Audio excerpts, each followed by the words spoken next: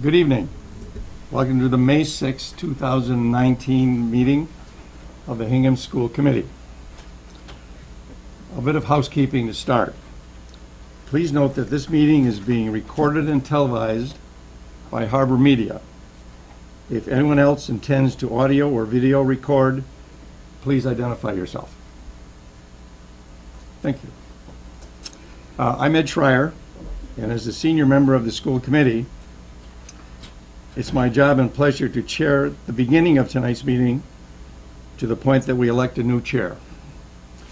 A few moments ago, our town clerk, Eileen McCracken, administered the oath of office to two returning members of the school committee, Liza O'Reilly and Carlos De Silva, and a new member, Nancy Nascarenti, who we welcome. Yes. As well as the members of Team Ness.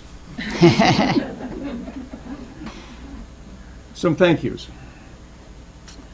A thank you to Kay Prockma for her 3 years working with us, and most recently as our secretary.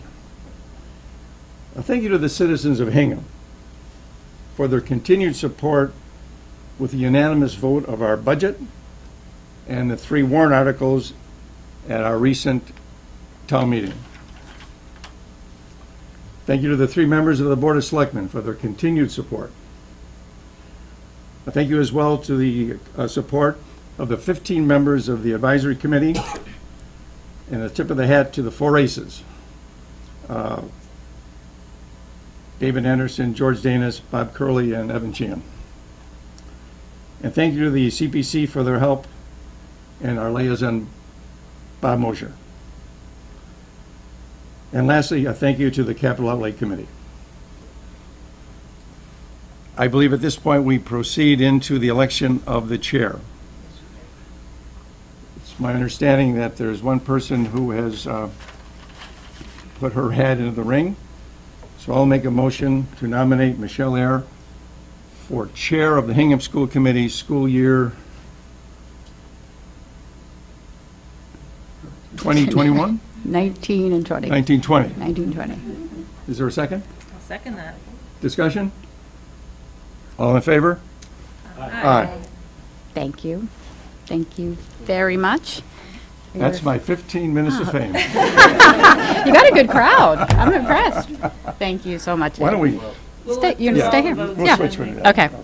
Thank you. Thank you very much, everyone. I am honored, honestly, and humbled to serve as the chair again of the school committee, and I'm looking forward to working with everyone again this year, and our new member, Ness.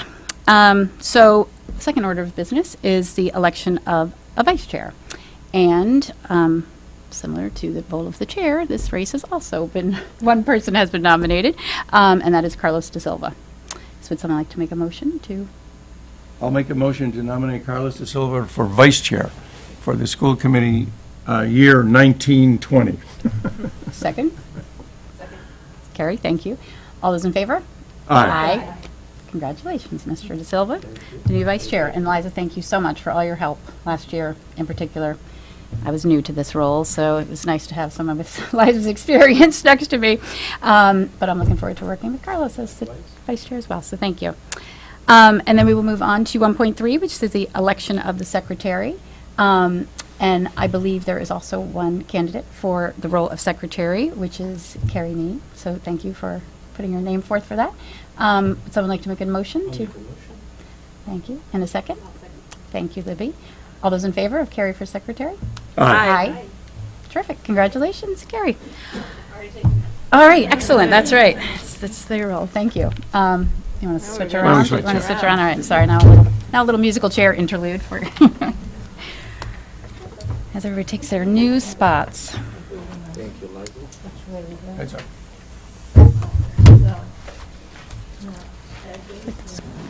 It's very close to me. No, Carrie's here. Congrats. Congratulations. Do you have enough, is there enough room over there? Because we can put a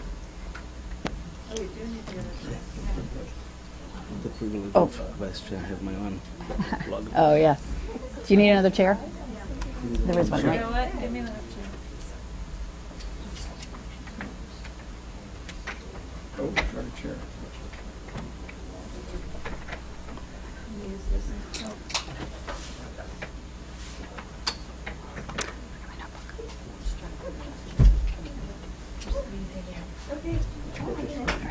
All right, so everybody. Thank you, you too. Yes, congratulations, Carrie.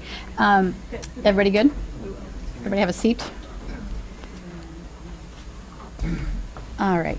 All right, so now we can move on to the business at hand.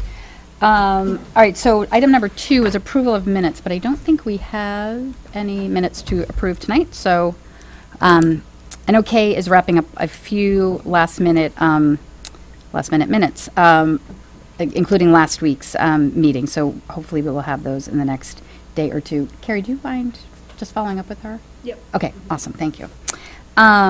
Okay, item number 3, questions and comments. I believe that, okay, we do have someone in the audience with some questions or comments tonight, so I will read the statement. The Hingham School Committee encourages community engagement and welcomes questions and comments as agenda items are discussed at the meeting. We have set aside up to 15 minutes at the beginning of the meeting for questions or comments that fall under the purview of the school committee and are not already on tonight's agenda. If you wish to speak, please come to the microphone, state your name and address, and address your comments to the chairperson. Comments are limited to 3 minutes per speaker and must relate to topics in the scope or responsibility of the school committee. As established by Massachusetts general law, the responsibilities of the school committee are to 1, select and to terminate a superintendent, 2, review and approve budgets for public education in the district, and 3, establish educational goals and policies for schools in the district. Speakers are encouraged to present their remarks in a respectful manner and to consider the privacy interest of others. The public comment period is not the time for debate or response to comments by the school committee. The school committee is not adopting or endorsing any of the comments made during the public comment period. So if anyone would still like to speak, please go to the microphone. Thanks, Ray. Good evening, Ray Estes, 94 evening. Hill Street. So I'm here really to give you some more work to do, but it's We were just running out. after budget season, so you might have some time. It's really to bring this to you in the public meeting so that John can act on it. Great. Because there's been some discussions about it already. As you know, we completed, for the most part, the high school fields project in 2014. When we were planning and designing that, there were a number of add alternates that were not included in the project. Those are things like batting cages, foul poles, scoreboards to some extent. There were a number of community groups and sports leagues who contributed significantly to provide those attributes which have been purchased since then, 2014, 2015. I think it's the batting tunnel that's used on the other side of the wall was purchased by HSP. Babe Ruth Baseball purchased batting cage for the new baseball field, and then the foul poles for both baseball and softball. The new softball field were purchased by Hingham Little League. Those came in sometime, I think, in the spring of 15. During that time, there was discussion not only about the scoreboards. If you remember, we put up Hingham High School on top of the scoreboards for the baseball and the JV, what is now the JV softball field, and some additional attributes were discussed, and particularly with respect to the softball program for equity purposes. And so we have a scoreboard that works on the baseball field. Until today, the scoreboard on the JV softball field was not operational, but due to the efforts of Jim Quattromoni recently, that scoreboard is operational now, which is terrific for not only our high school program, but also our youth program, which uses it regularly and pays to use it. But there's no scoreboard across the wall in our new varsity softball field. There's no electricity over there, and that's one of the main reasons. Over 4 years ago, there was a discussion with Margaret, with John, Ed was involved, Carol Falvey at the time, about these different attributes, and Margaret actually had priced out a solar scoreboard through a company called Scoreboard Enterprises, Inc. I dug up the old email and the quote. I forwarded it back to John, and I hope that this can trigger some additional discussion. At the time, I believe that there was money allocated for it or was possibly available in the Fields account or some other resource. That's for you guys to decide. But I would respectfully suggest and ask that you make this a priority, because we've got a varsity softball team playing without a scoreboard. We've got a youth program using that field 4 nights a week, I believe, without a scoreboard.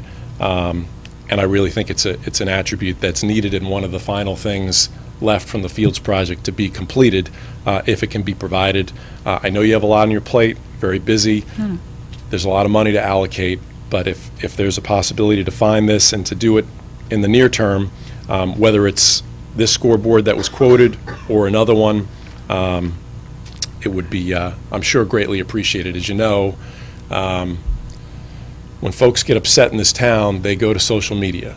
That's not always the right platform, but it can be effective. And I know that the school department has been doing a lot of work, particularly with the weather being so horrible this spring, to get the fields ready. I know that the softball program, both the youth and the high school program, was out yesterday at the elementary school fields trying to improve those and get them in better shape for use. There have been lots of folks commenting on social media about the repair and maintenance of the fields and the attributes and equity and things of that nature. Folks that really don't understand how things work. They don't understand what the history was and what things cost and who's responsible and all that. But the fact remains that this is something that I think could be done and should be done. Okay, Thank great. you. Thank you. Thank you for bringing that up. Can I ask a quick question? Sure. Sorry, Ray, do you mind a question? You said you had a quote. How much? How much was that quote for? This is from September of 2015.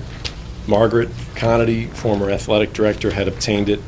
It's from Scoreboard Enterprises out of Mansfield, Massachusetts.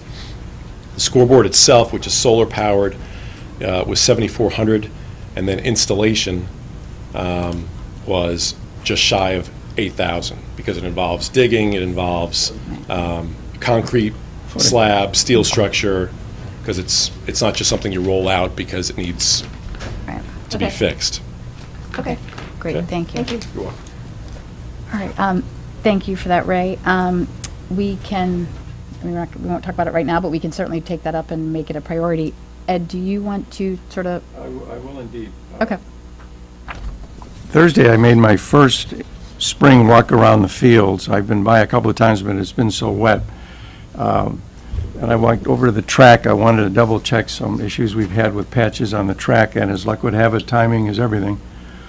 Who happens to see me walking around but Coach Q? So the two of us spent well over an hour walking on the track, the high jump pitch, and then we got into the stands, of which there were several things that we both talked about.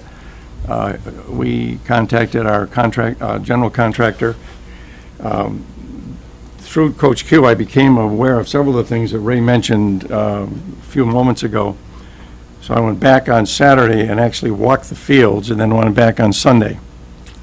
And would suggest just to keep it, we'll do it through long-range planning, but I'll have a report, an update on some of the things that are of a concern, things that Ray talked about. I'll have a report for you in 2 weeks. Excellent, thank you. And I'll follow through on the quote and see if I can help John with timing on this whole thing. Okay, awesome, is that good? Okay. Great, thank you very much, Ray, and thank you, Ed. Thank you, Ray. I'm not sure that 2 weeks is right, but it wouldn't be by the next meeting, it would be the meeting after the next meeting. Is it our meeting in 2 weeks? Can we have a full school committee in 2 weeks? We do, yeah, but I'll I mean, just give I you- don't imagine we'd have a long-range planning committee prior to then, though. No, but I think people would like to know an update on some of the things that are on social media. Okay. That's my thinking. If we can do some due diligence on the cost of this solar scoreboard, more power to us. But if we can't do it in 2 weeks, I understand that, yeah. Right. But I would like to not only agree with Ray, but I would like to move this to the front burner, the solar the scoreboard for that field, for the varsity field. Oh, is that you? Okay. All right, so we'll have at least a preliminary report in 2 weeks, and then maybe 4 weeks is when we'll have firm numbers, maybe with the cost and whatnot. So, okay, perfect. And then, sorry, I just wanted to, Karen, are you okay to stay for the next few items, or would you? Okay, I think, are you okay with that, Dr. Gallo? All right, and John? And you as well? Okay, and Liza, sorry.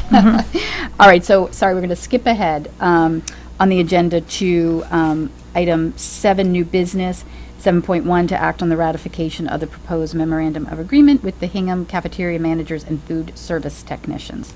I'll lob it over to Liza to give us just a quick update and a little bit of background for Ness, our new member, for the audience, and for Ms. Johnson from Board of Selectmen.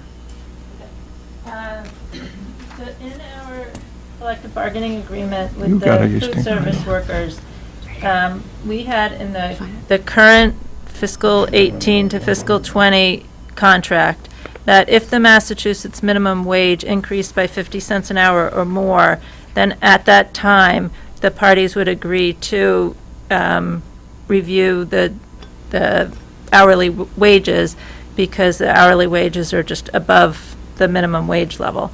And that occurred in January 1st, 2019. A new minimum wage scale has gone into effect in Massachusetts. And so starting January 1st, 2019, the state minimum wage is now $12 an hour. And it will be going up every year until January 1st, 2023, when it will reach $15 an hour. And so we met with them in order to adjust their scales accordingly. And with this contract, all of their pay is covered by the revenues generated by the food service agreement. So this does not impact our operating budget. And it involves 16 employees, 10 technicians, and 4 of the elementary school level managers, and 2 secondary managers. So when we looked at this salary scale, we looked at the contract time from that would impact starting, we looked at the current July 1st, 2018 to December 31st, 2018, and then we made an adjustment for starting January 1st, 2019, and because we're reviewing this now in May, all of the employees would receive retroactive pay to January 1st.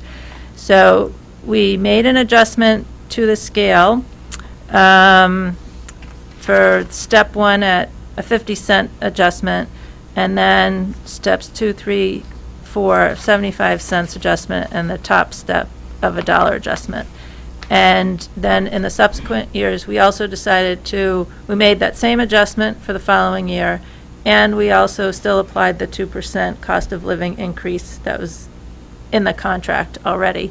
And we felt that was fair, because that would keep them on an even trajectory going into the next negotiations, as opposed to having a big jump with the next time.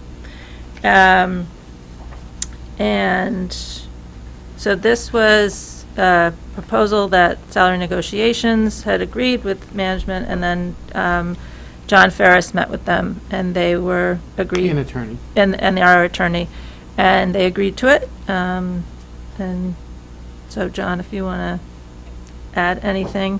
No, I think that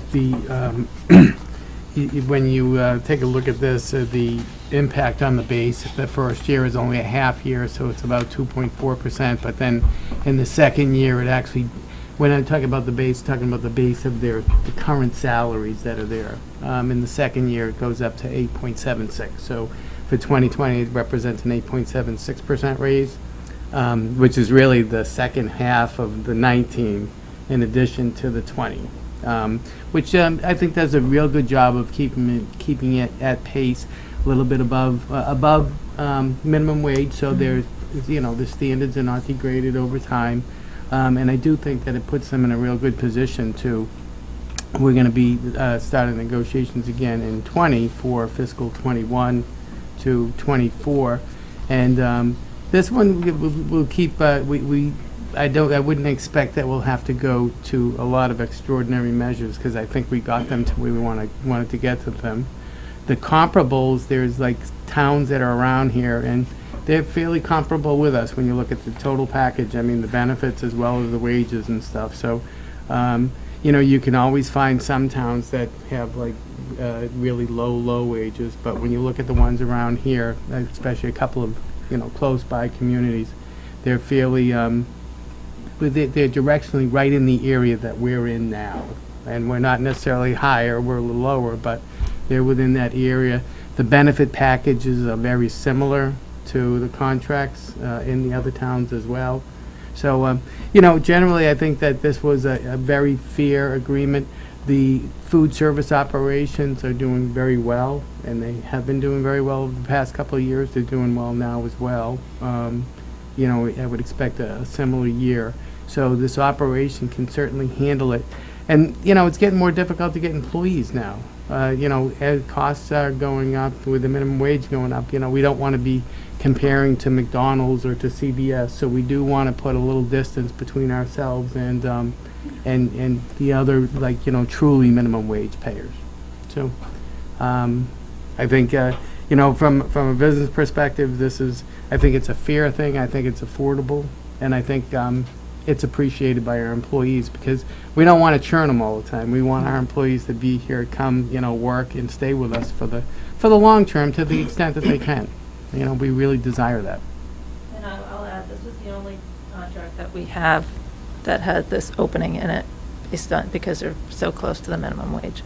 So this is, Yeah, none of the others had it. I mean, but we will be into negotiations in 21.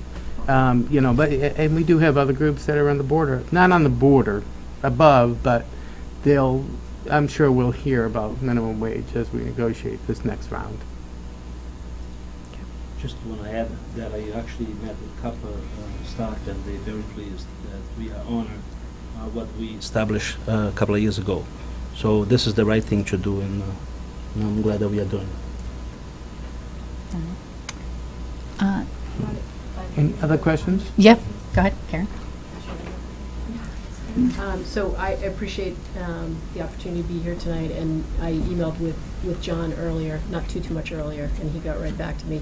And one of the questions I had was, in particular, the minimum wage sensitivity of this particular part of your workforce. So I can appreciate the need and the desire to pay these folks at a reasonable wage, and to keep pace with the minimum wage or above the minimum wage, because I would agree with you, John.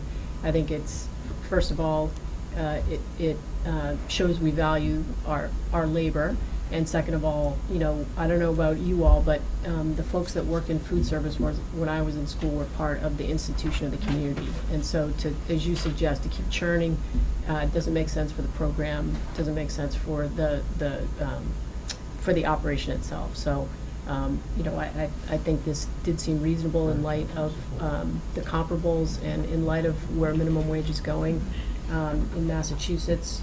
I appreciated the analysis to the base to help me understand that. I guess the only question I had is this all part of a food service revolving fund? Can you remind me how this salary gets paid, these salaries gets paid?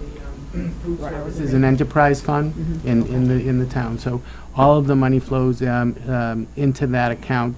We are currently at a state in that in the food service where we're able to purchase our own equipment and replace our equipment and do necessary repairs and really provide an excellent service, excellent operation.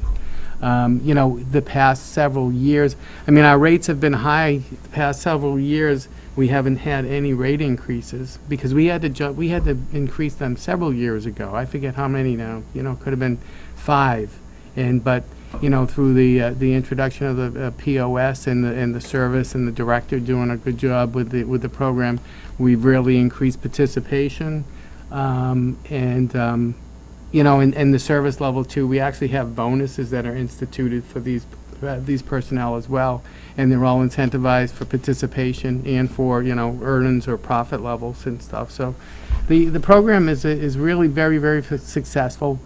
And as I said, we haven't increased rates for the past, I think, 3, 4, 5 years possibly. This year we may have to talk a little bit about increasing a couple of little items, but nothing great. And the operations still are viable. They're now producing offsets to the operating budget. When we first started, it was still an enterprise fund, but at some points the operating budget had to actually subsidize some stuff.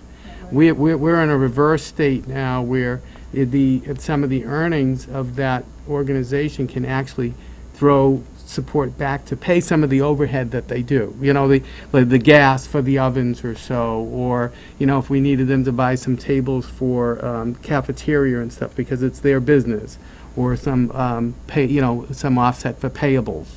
Okay, so and some offset for heat and utilities.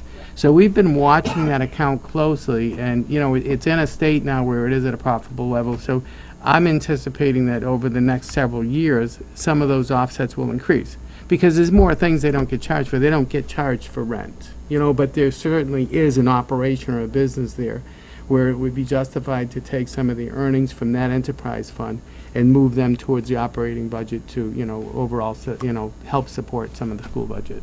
And I'm assuming in accordance with state law, there's something limited. Into what you can load in, right? You've got to, the overhead costs have got to be attributable to the enterprise. Exactly, and Right. that's the only way to do it, Karen. It's like, here's a reasonable rent, and you'd look and say, what's a reasonable rent? Here's some offsets for the work we do. What's their percentage of, it's minuscule percent, but it may Yep. be $5,000. Yeah. I think in 2020, there's $38,000 offset. And I intentionally didn't raise that so much because I knew that we had a negotiation to go forward with, and you want to see how the operation's going to do before you start increasing that. Right, okay. Thank you. Thank you. If there are no more questions, would someone like to make a motion to? I'll make a motion to accept the memorandum of agreement between the Hingham cafeteria workers and food service technicians to revise the agreement with the wage scale effective January 1st, 2019, Yep, in accordance with the MOU. in accordance with the MOU. Second? Carlos, thank you. Any discussion? All those in favor? Aye. Excellent. Any opposed? Great. Thank you so much.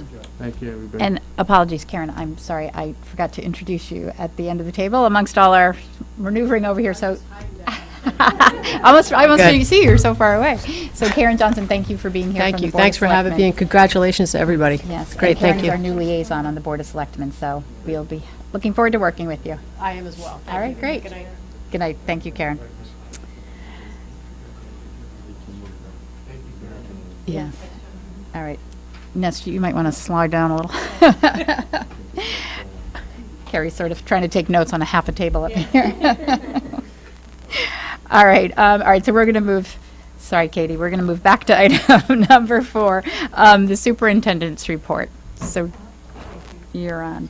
You have a copy of the May enrollment that came in last week, and it's been fairly stable over the last month.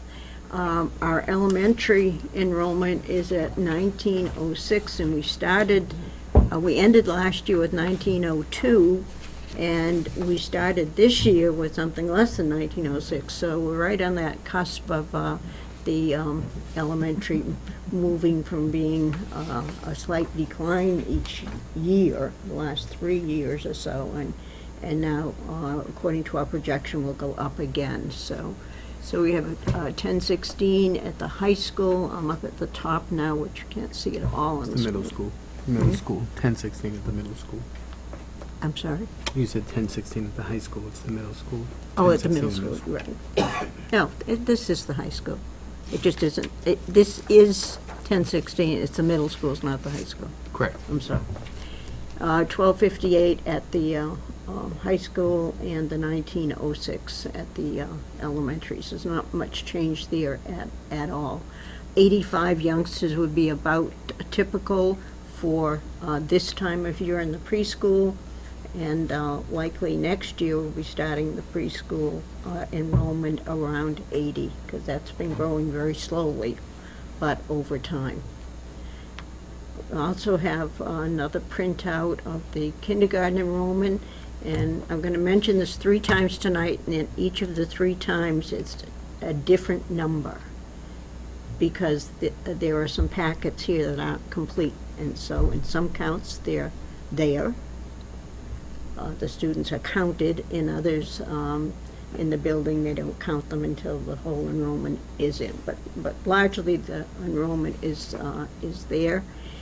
And we're anticipating 288 to 290 or so, and yet I have one count up here tonight. Depends on what building you call. That's at 297, and I think that's more where we're going to end up. If you count everybody that picked up a packet, you get one number. If you pick only the counts that include a completed packet, fully complete, I always count everyone who picked up a packet with the assumption that if they picked it up, they're going to return it. But that's why there are different numbers at this time of the year. So I believe that we'll end up, and we're meeting tomorrow with the elementary principals, I believe that we'll end up with close to 300, but they break nicely this year. So will be one building at Plymouth River that likely will be at 3 sections that are reasonable sizes, right around 19, 20. And then the 3 other buildings will have enrollments that are at 4 sections each. So likely we will need to add a teacher,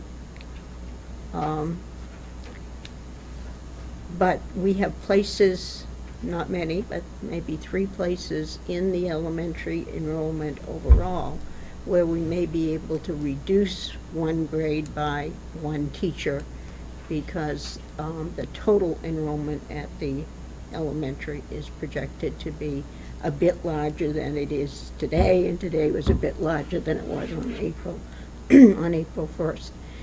There's always interest, of course, in the ages at which children are entering kindergarten, and last year in September there were 32 6-year-olds who entered kindergarten, and as of today there are 24, so it's slightly less, but the total number is going to be slightly larger. So we'll do a summary report that has other information in here as well, but right now it's about 8%, and it's 24 kids who are 6. There are only 4 youngsters right at the moment who are retained students, so that's actually 3. We had 4 last year, so that number came down. You may remember 2 years ago we had an unusual class, a kindergarten class, where there were 10 retainees, which I said at the time is very unusual that we would ever have that number, but we did have a large class of enrollees at that time. So you'll hear more about this as we go along. Thank you. Can I just ask a quick question? On the 85 for the preschool, what exactly is that number right now? 85 right now, and what I'm saying is that's at the end of the year. You expect that, but each year our beginning count of preschoolers has gotten a little bit bigger. We, and Liza, help me if you can, in NAS, but during campaigning, we heard that there is a waiting list on the Kids in Action. Do you know anything about that? Yes, there is a waiting list for Kids in Action. And people saying perhaps there's lack of space. Is that correct? Well, the Kids in Action is another one of those enterprise funds. Yes. So it's and, we do have only limited amount of space and limited amounts of teachers and stuff. So, and it's that's a business that actually produces revenue too. So Yes. it's like if you get that one extra kid, you can't necessarily scale up to do a new business, so you have to really manage the personnel because there's ratios of students to teachers. So, and then too, just because you'd have 10 new students doesn't mean you'd have a space to be able to have the additional program. So it is, and it tends to be fluid over the year. I mean, it's not designed to be fluid, but, we accommodate needs where people, switch out and then they want to drop a day or they want to add a day. So there's typically always some people that are on a wait list. It's not a huge wait list, though. I mean, it's unfortunate, but Yeah, so people- what we encourage people is like, sign up and sign up early, So people were looking for some solution, and what we suggest that perhaps it can be taken into consideration is when we address foster, that perhaps, rooms can be created there because, that may be a way of addressing that. This seems to be very competitive, and more parents want to have their kids being part of it. Yeah, I mean, it's a combination of space and managing the enrollment along with the teacher base and the para base, right? Because you have teachers and you have assistant teachers. So, there's not always like, and it certainly has to run for to be better than cash flow because the operations does not support it at all. It pays for its own insurance. It pays for everything. So you basically have to manage it like a business. So you can't, gear up to get more volume and then find that the volume's not developing. You know what I mean? It's very, very important. And, right now that organization contributes about $170,000 a year to the operating budget for that operation. And our rates are very competitive. And, they're sort of like, they're not significantly below market, but they're below market. And it's a great program, and it's right in town, so it's a real good service to residents. So, I mean, what I could say is encourage people, sign up, don't delay, because sometimes there is waiting lists. They're unfortunate, but it's not like we can take that one extra person because there's standards as to, your students and teacher ratio. Right. How long have there been waiting lists? All year. I mean, has it been like the last 5 years, the last 10 years?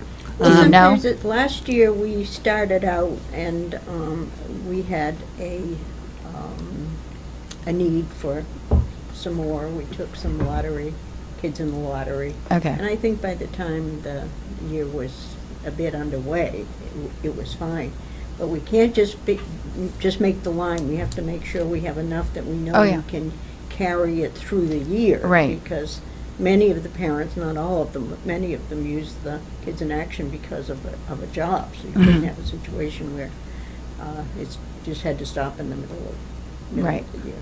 We Right. do try to keep the kindergartners separate. Mm-hmm. Yep. I was just curious if it was a relatively new phenomena that there was a waiting list, or has It there always? varies a lot. Okay. And it- There's not a lot. I mean, No, but and No, typically yeah. there's And always a lot some of that it are is on it. Okay. because they do Can't remember. want to do only a few days, because some parents don't use it as a support for their work. They, just like the kids having the experience and having a few days that they can do some other things that are important to them. So, kids go a different number of days. If they all went the same number of days, you'd have that cushion, Right. if Yeah. if somebody dropped out or somebody was sick for a week or those kinds of things. Okay. All right. Yeah, and see, and so enrollment happens now too, so everybody's signing. It's really, it's not easy. Right. They're applying for September now. And some know, okay, I'm gonna get on it, I'm gonna, go along with the program. And then, September rolls around and people's everything changes, right? Everybody's life changes in a few months. Oh, geez, I forgot about this, or this fell through, or this is not good, or my kid has a new friend and they want to participate. So, we always get that stuff. Okay. But it's not like a big, long list where you could say, hey, We can let's add get another section, teacher and right, let's do another section. Right. And Okay. this is the only, it's still a new program. This is the 4th year, so prior to having the full-day kindergarten, we had lots of kids in kindergarten because they Oh, right. did the wraparound piece, so Right. that was a very stable number. So this will probably stabilize out in a different way. Okay. All right. Great. Thank you. All right. Let's move on to communications. Do you have? Yeah, there are 2 kinds of communications. One of them is a letter from the Department of Education saying to us at long last, after a whole year of undergoing this, what is a replacement for the old DESE program review, which is now called a monitoring review, public school monitoring review of different programs, different grant programs. In this case, there were several of them. Title I, Title IIA, and IVA. They're federal grants, not large amounts of money, except for Title I, which is a goodly amount. And we're being notified that we completed the actions that they said we needed to take to be in total compliance, and they have signed us off, so to speak, that everything that we needed to correct or update has been done. And there were some new requirements this year that had to do with military families, that had to do with foster children, and so that was a particularly hard thing to do because they kept telling Jamie that he needed to do the training, but there was no training to be had. So he and some others made up their training, and that happens sometimes with the federal programs. All right. But we're all in compliance in all the different things that needed to be done. That is great. Thank you. And thank you And to Dr. Michelle, Venus I and think, Dr. wants to- Labilois, who did a lot of work on that. So thank you. You want to speak to the resolutions? Is that the only communication you had? That's the only one I had. You know what? Why don't we let Emma go and do the student communications, and then I've got some communications too. After April break, the GSA club and anyone else who wanted to join participated in a day of silence. This helps illustrate how our community is one step closer to becoming a school where everyone feels respected and safe.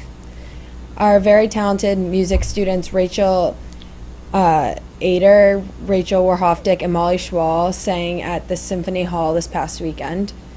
Our school continues to stay green by having spring teams slash the trash and promoting the use of Tupperware at lunch by rewarding the table with the most amount of Tupperware.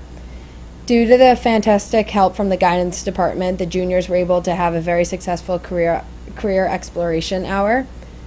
And on a sports front, Unified Track has a team of 70 students this year, which triples the amount of last year. Hingham High School is classified as a Unified Champion School, a program through the Special Olympics in which Hingham High administrators, staff, and students work to ensure inclusion is embedded throughout the school. And this team is very special, and as a member of it, I recommend everyone to come to our big home meet next Tuesday. It's a tri-meet, so we're playing 2 other teams because both of our meets have been canceled. The more the fans, the bigger the smiles the athletes have, and it's great to see them be encouraged and have a really good time and be able to finish their events through the encouragement. What time is that? It's right after school, so it'll be at like 3. And for the first time ever, the senior class raised enough money to make their prom tickets free. Ooh. And finally, as the seniors finish up a year of hard work while making memories, today lied a very special day in the class of 2019 and the rest of Hingham's hearts. As a member of their class, Andrew Warhofdick passed away 1 year ago today to a rare kidney disease. In memory, an Andrew Warhofdick Memorial Scholarship has been set up and can be further read about on the amazingandrewfund.com. Thank you. Thanks so much, Emma.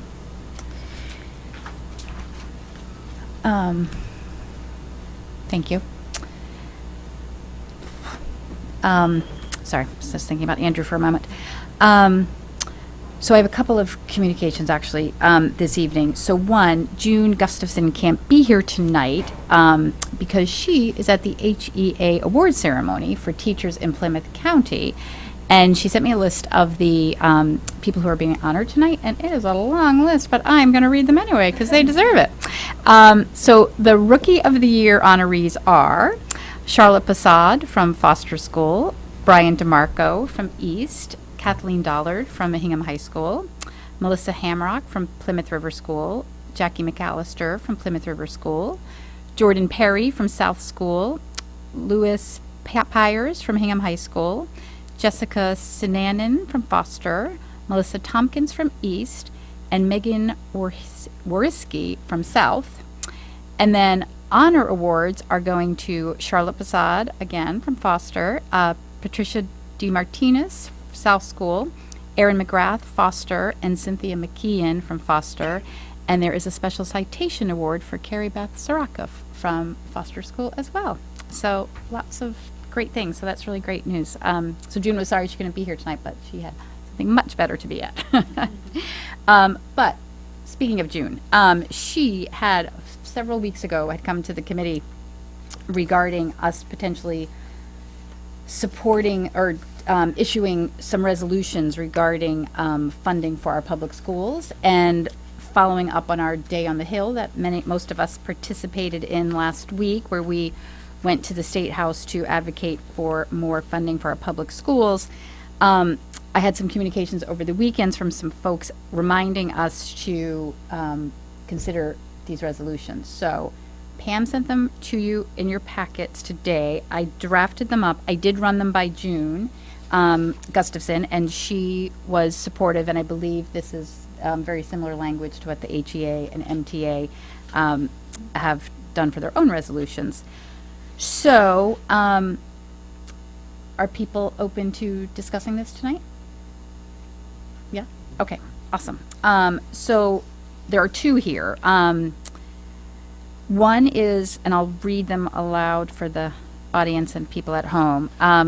So the first one is a resolution in support of increased funding for Massachusetts public schools through the Promise Act.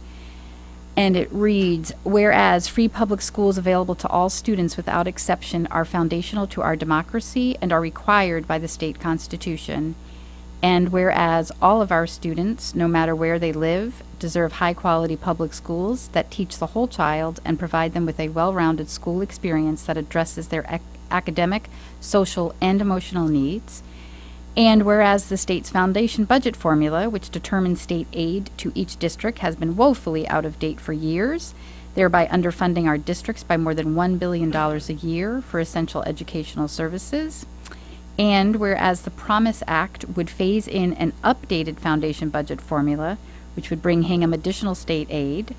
And whereas the legislator failed to pass any foundation budget legislation in the last session, leaving districts, educators, and students without the funds necessary to support the schools our students deserve, therefore be it resolved that the Hingham School Committee urges the legislature to approve the Promise Act in 2019. So that is the draft. Does anyone have any thoughts, comments, suggestions, things to take out? Liza? I'd like a little more time to research this, but one thing is I do want to make sure that we're committed that the Promise Act is the right act for Hingham. Because I'd like to, there's 3 proposals before the legislature now. There's a proposal from Governor Baker, and then from Representative Tucker of Salem, and then this Promise Act comes out of the Senate. And so all 3 of those are being considered, and I do want to take a little time to review what Representative Tucker from Salem is proposing, and checking that is the Promise Act the very best for Hingham.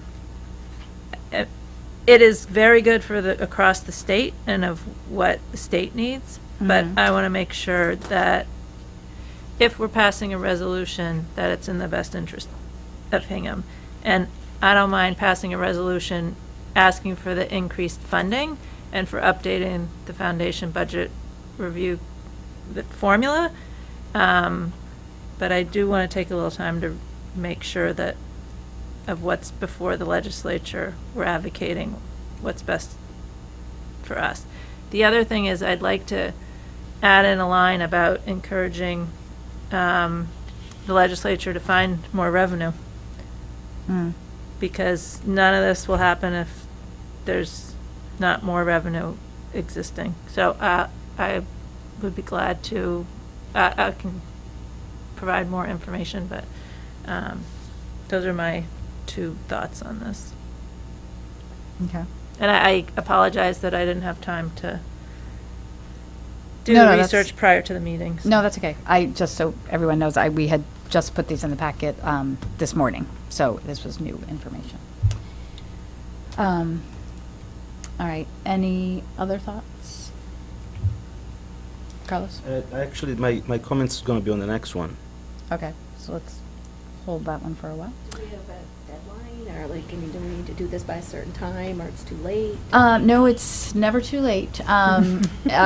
Originally, this had read that they were hoping the legislator would approve the Promise Act, I think, in March of 2019, so that has come and gone. So, I mean, I think time is a little bit of the essence, right, because we want to get on board with this and let our legislators know, I mean, which we did on our day on the Hill. We spoke to them about this, but I think this is a nice message to send, particularly to not only the legislators, but to other communities that Hingham is on board with it. But understanding Liza's point that there are 3 being considered, so wants a little more time to investigate. Does everyone agree with giving it another week, and we could act on this at the next meeting, which is sort of ordinarily what we would do anyway? Yeah, that would be great. Liz, just so you know, not much that is happening with the formula is going to really address Hingham as a whole. The only thing that perhaps would be addressed in Hingham is if we take into consideration the proposed language by the Massachusetts Association of School Committees, which is to increase, and that's addressed in the next resolution, which is to increase the student debit, pay student fund for public higher, I'm sorry, Well, but the $100 pay student. The one thing that I did find of looking a little bit at that I looked today is that the proposal from Representative Tucker does guarantee money to all districts.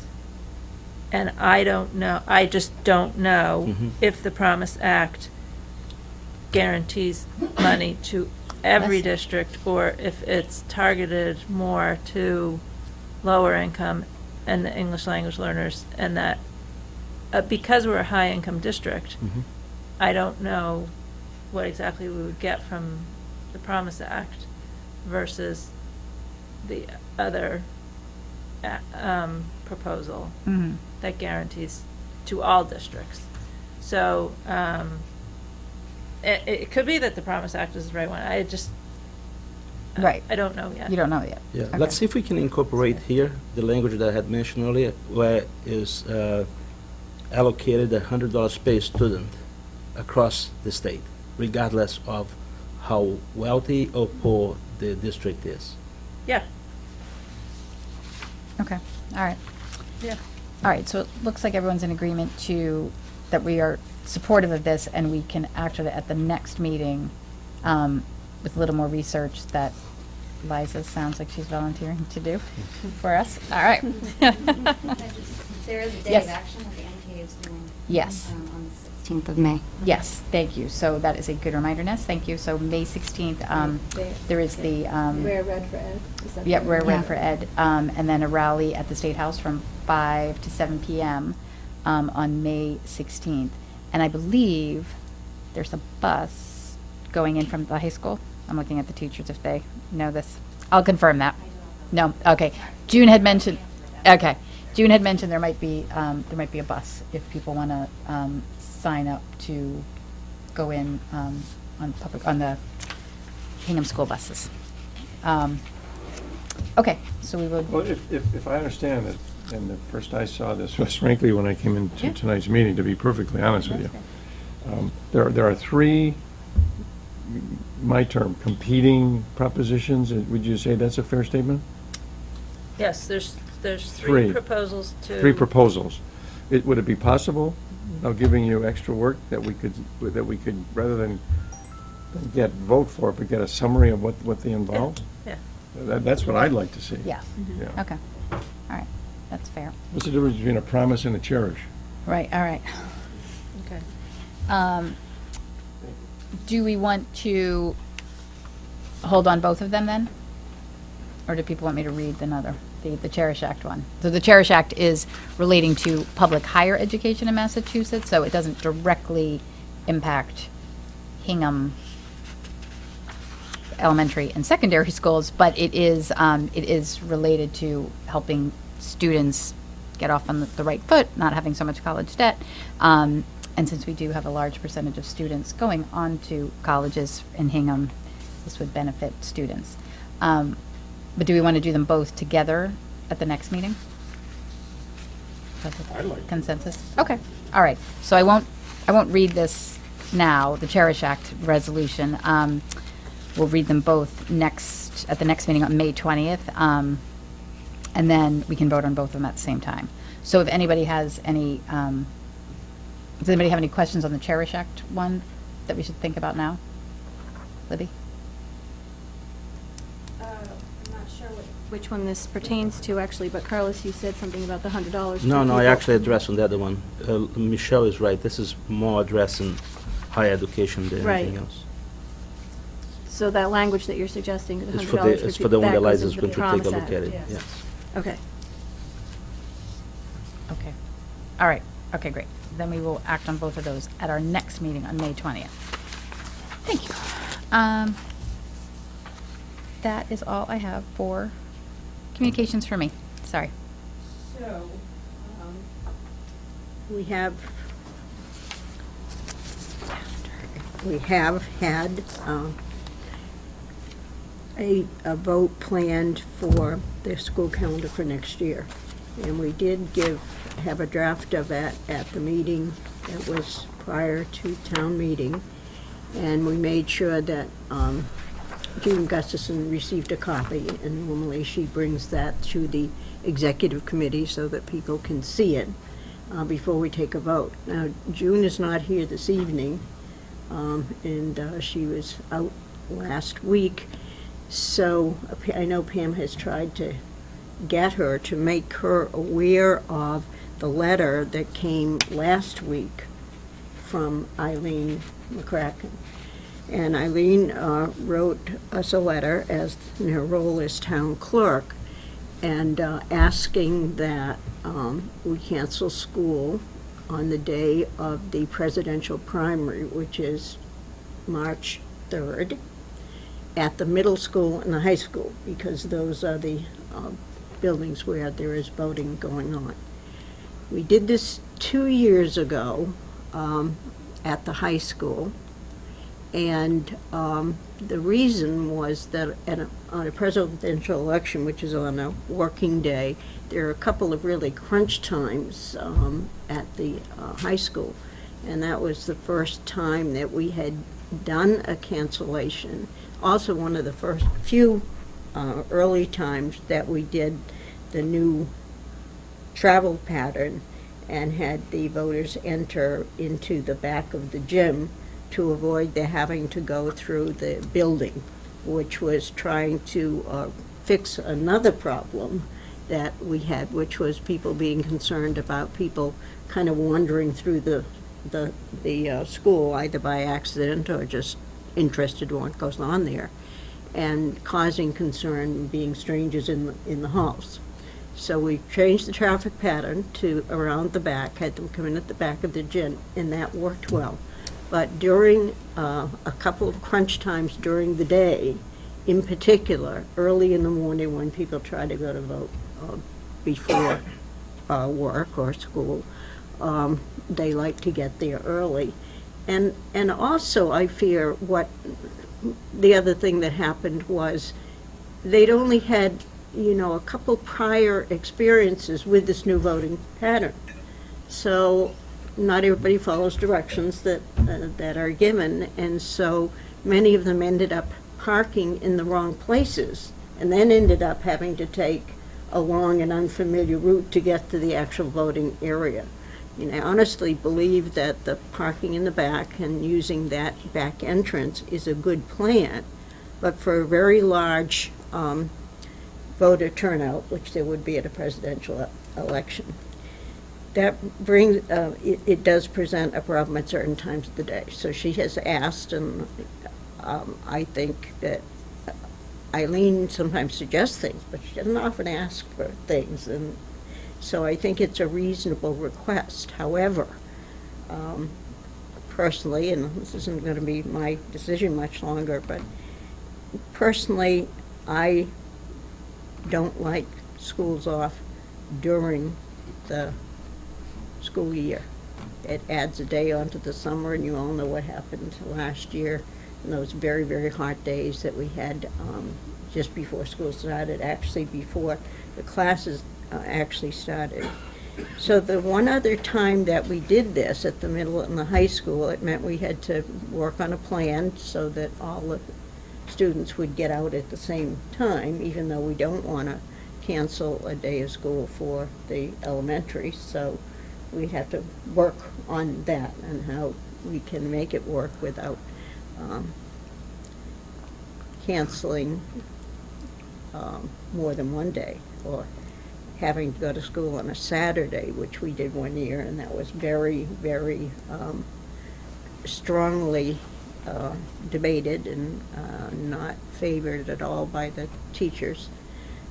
So my recommendation would be that we do this for the middle and the high school only, and for the students, and work out how we'll make up that time. But that for teachers, it is a work day.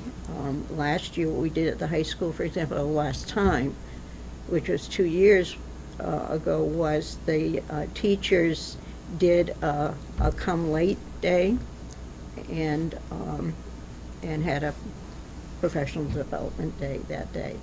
They particularly needed it then because they were working on the self-study for the accreditation visit, and they only have five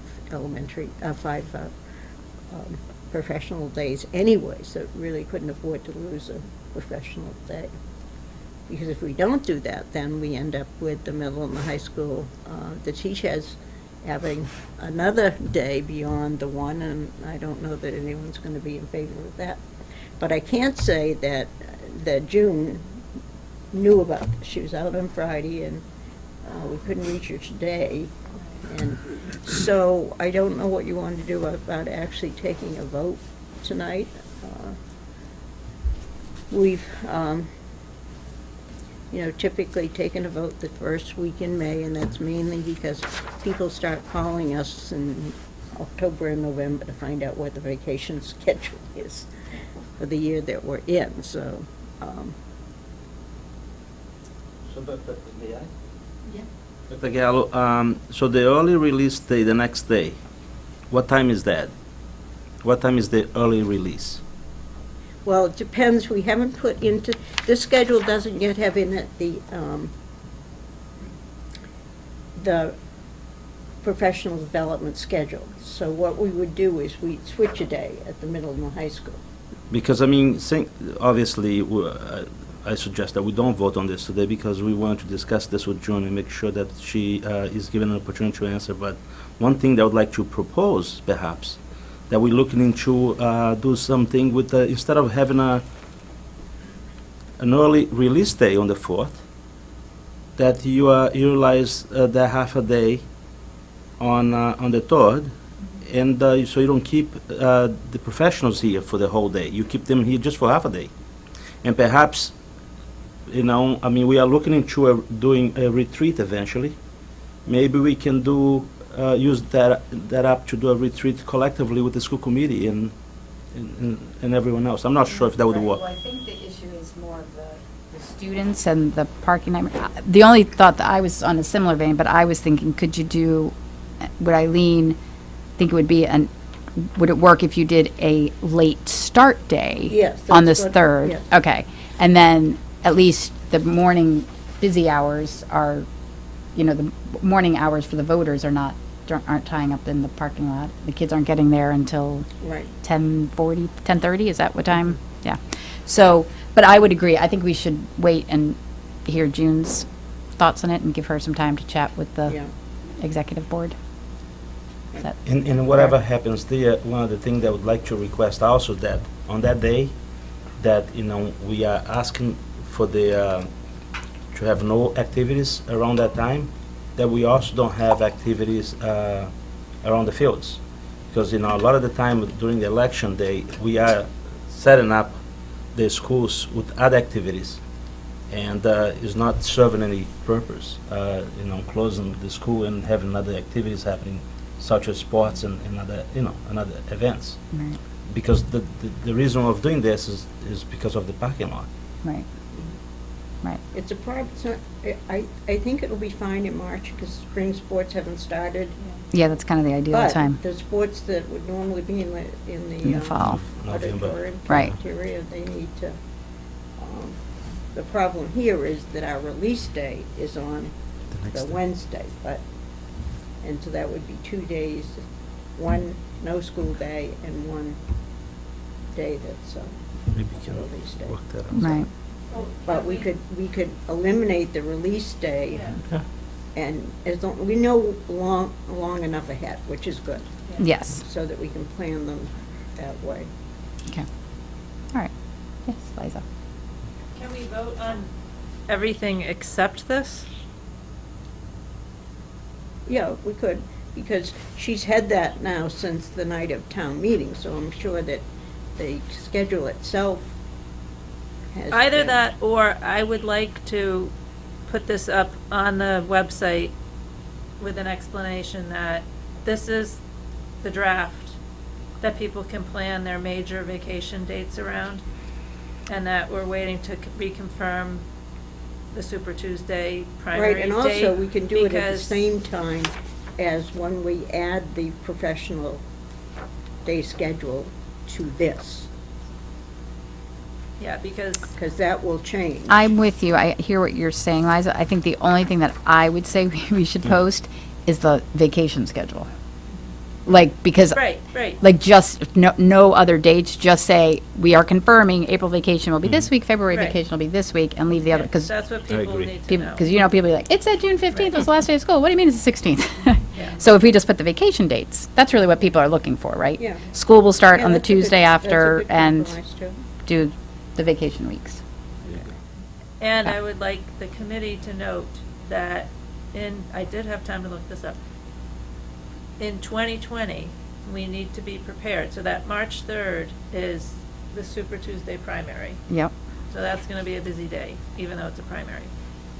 And then in 2020, September 2020, there is the primary for the state elections.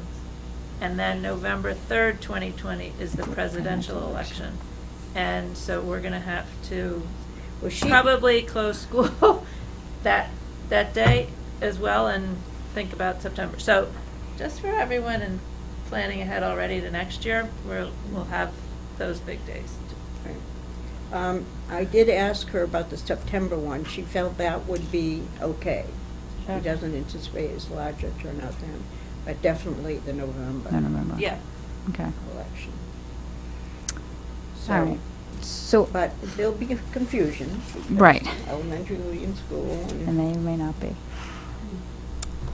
I think we should wait on voting at all, Okay, just in case we do decide to move something. okay. But then can we put this up as just even as draft, so people know that? Well, I think just put the vacation dates up as draft. Like, I wouldn't want to post the Yep. whole calendar as a draft, Okay. because That's fine. I'd print this thing out and be like, oh, we must be done now. Mhm. All right, so we'll put up, but we can post the vacation dates. And they'll be on social media. Okay, awesome. Thank you. All right. so, do you want to make that a motion, or just? I I don't think we need a motion honor your to wish. post, yes, I think we just can, the wish is to have just the vacation dates published for now, and then we'll vote on the full calendar at the next meeting. Okay. Fair. So we're talking December, February, and April. Right. Vacation. Yes. that's it. Are we talking about the start date? Yeah. Start date?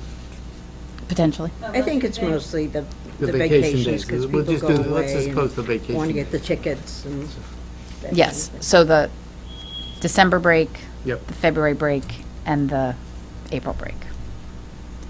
I did have some thoughts on the December break, but, Not September. December, sorry, did I say February, September? and the Yes. April break. I did wonder if people would want 2 full weeks off at Christmas, but which could be a thing. You'd go very late, though. 2 more days. I know. Do we,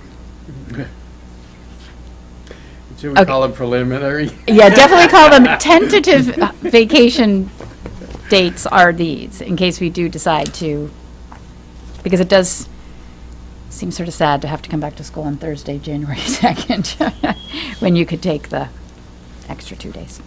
All right, so tentative vacation dates for 2019-20.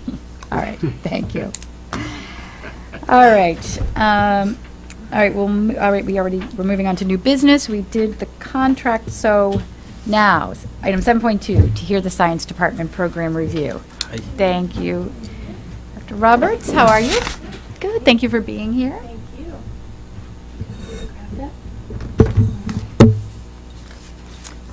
Do we need the lights dimmed? Sure, yeah. Let's see, get it turned. Do you need them down there? Oh, sorry, I got it. Thank you.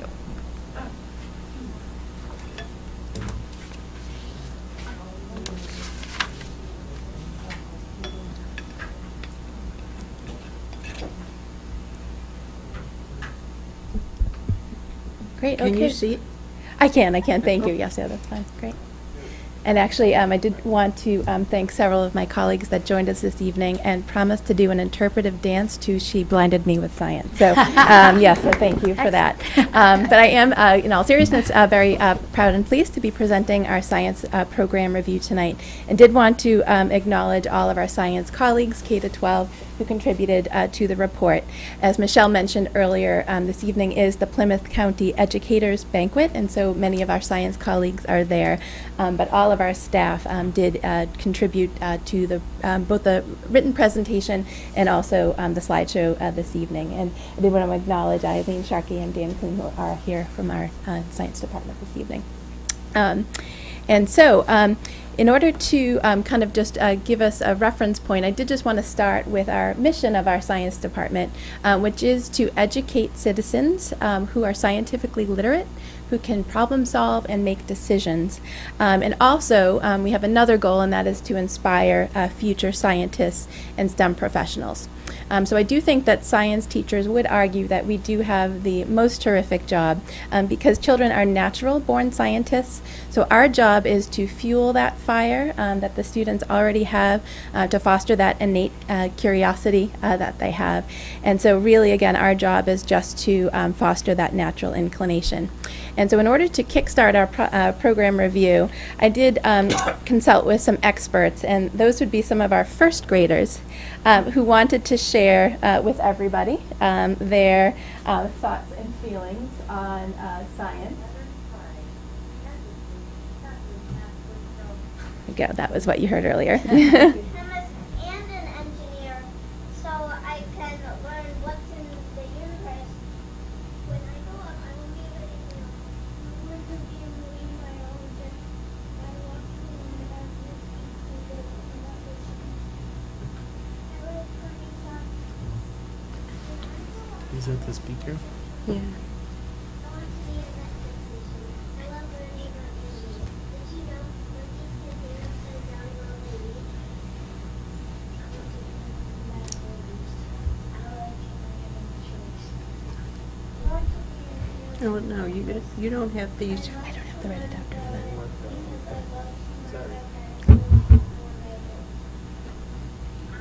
want to rescue animals. I want to be a zoologist.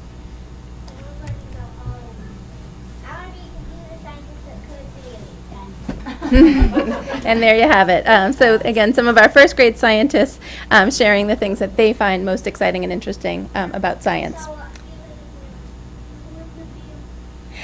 So, In terms of the presentation this evening, we are going to focus largely on what's new, and fortunately there is a lot new, and so I wanted to just first frame some of the national and regional trends in science education. So since our last program review in 2015, we do in fact have new science standards that were adopted in 2016. We also, at the same time, adopted new digital literacy and computer science standards that do complement the science, technology, and engineering standards. And on the national front, the AP and College Board have also come out with some significant changes in science. So again, when you ask me what's new, and I have that harried look, this is why very much is new. In terms of our own state standards, that revision that took place in 2016 had different levels of impact on different grade levels. So at the elementary level, there was significant impact, both in terms of the curriculum, and also there was a restructuring of topics to be assigned to different grade levels. So many of you have younger children who came through our program, and so some of our tried and true units that you may be familiar with have now shifted grade levels, and the new standards also introduce a number of new topics in the elementary level that has not been there before. At the middle school, there was moderate impact on our scope and sequence. The main impacts there were in the physical sciences. They did introduce some more sophisticated science content in the physical science domain. At the high school, there was actually relatively little impact in terms of our scope and sequence and the content that's covered. What does impact all levels, K to 12, is that in the new standards, in addition to outlining which content we should be teaching, there's very much an emphasis on the practices and skills of a scientist. And so in the new MCAS, so the next generation MCAS, in addition to receiving scores on their knowledge of science content, students will also receive separate data on how well they are able to apply practices that fall into three categories. The first is the more of the inquiry practices of investigating and questioning, mathematics and data, which is of course integral to science, and then finally modeling, evidence, and reasoning in science is a third domain. And so when we do our MCAS report this fall, for the first time you'll be seeing some of these separate data points presented. So as I mentioned, we have had a major shift in our standards. However, the MCAS itself is delayed in the implementation of these new changes. So last year, for the first time, our 5th and 8th graders took what was called a hybrid test with 50% of the old standards and 50% of the new standards. So the good news is that our students performed quite well relative to our peers across the state. The elementary grade 5 MCAS score in particular, the students did tremendously well. We were in fact 4th in the state out of more than 300 districts. And as you can see, our peers across the state were significantly lower on that next generation assessment. Our grade 8 students, that is a very challenging assessment. As you can see by the state scores, only 35% of students across the state are earning proficient or advanced on that grade 8 science MCAS, and our students exceeded that by nearly 30%. In our grade 10 assessment, because the grade 10 assessment has graduation impact, the state did delay the implementation of next generation testing for grade 10. So our 10th graders last year took the legacy design test aligned to the older standards, and again we see very similar results of our high school students to what we had seen in previous years. But really tonight what we wanted to focus on are some of the new science initiatives, some of which were driven by these changes in standards, others of which were just kind of organically developing in our department as we try to evolve to students' needs and to evolve our program to meet them. But again, the standards implementation was a major focus of our department, and there was an enormous amount of collegiality and teamwork as we worked together to align to these new standards. And of the various stages of this implementation, really the key part was the professional development. The professional development took a variety of forms, whether it was off-site workshops at places like the Museum of Science. Teachers dedicated time over the summer to summer workshops, full-day workshops, half-day workshops, interdisciplinary workshops. So again, quite a bit of professional development in addition to our monthly meetings at our department meetings and our elementary curriculum meetings. And so if there is one thing that is our strength, it is this time to collaborate, to develop curriculum, to try out curriculum. So every decision that we made in terms of our alignment to the new science standards was very much a team effort. And so I do want to thank my colleague Brian Conroy, who is our elementary science specialist, who assisted with much of the elementary professional development, and do need to thank my secondary colleagues who are experts in their field and really did a terrific job with that alignment.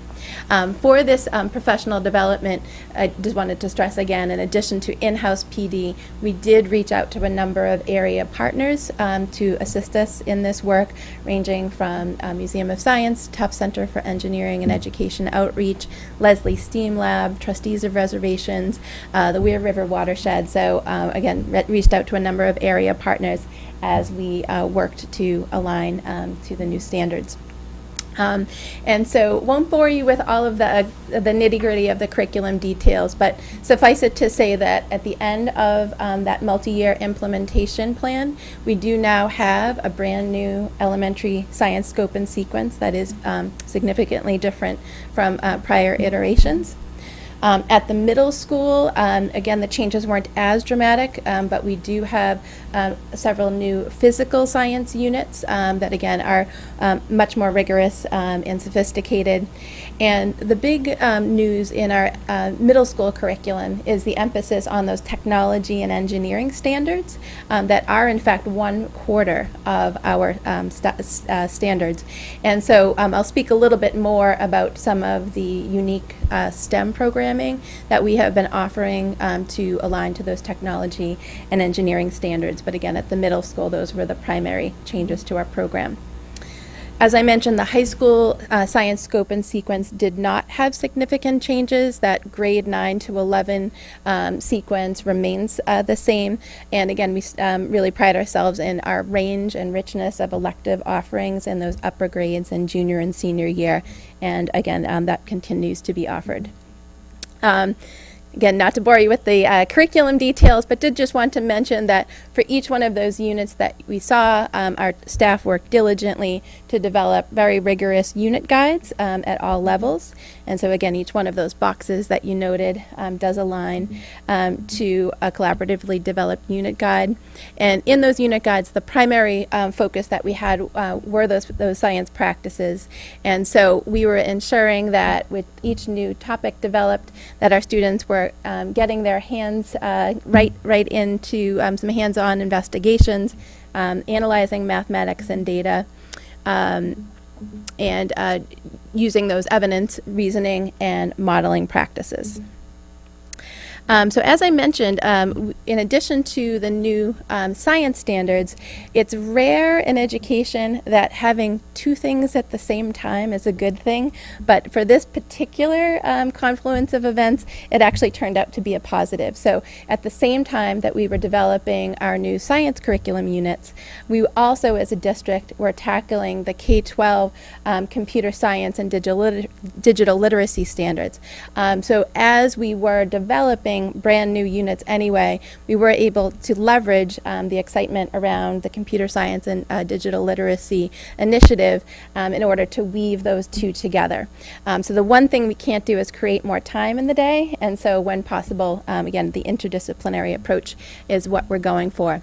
So I know many of you have had a chance to visit our schools, have attended the computer science open house that was at Foster School, have attended a number of the outreach programs that we have have initiated for this program. But the kind of the key part to that is that we're using computer science and digital literacy to have students be creators. And they are actually using those tools to make sense of the world around them, to show what they know. And again, it's been a really powerful way to kind of promote innovation. At the elementary level, the students have used a variety of tools in the context of science. So whether it's using a green screen to take a trip to an ecosystem, or whether it is using stop motion to make a model, or using Scratch Junior to develop a simulation, our elementary students are using these tools to make meaning and to make connections to science.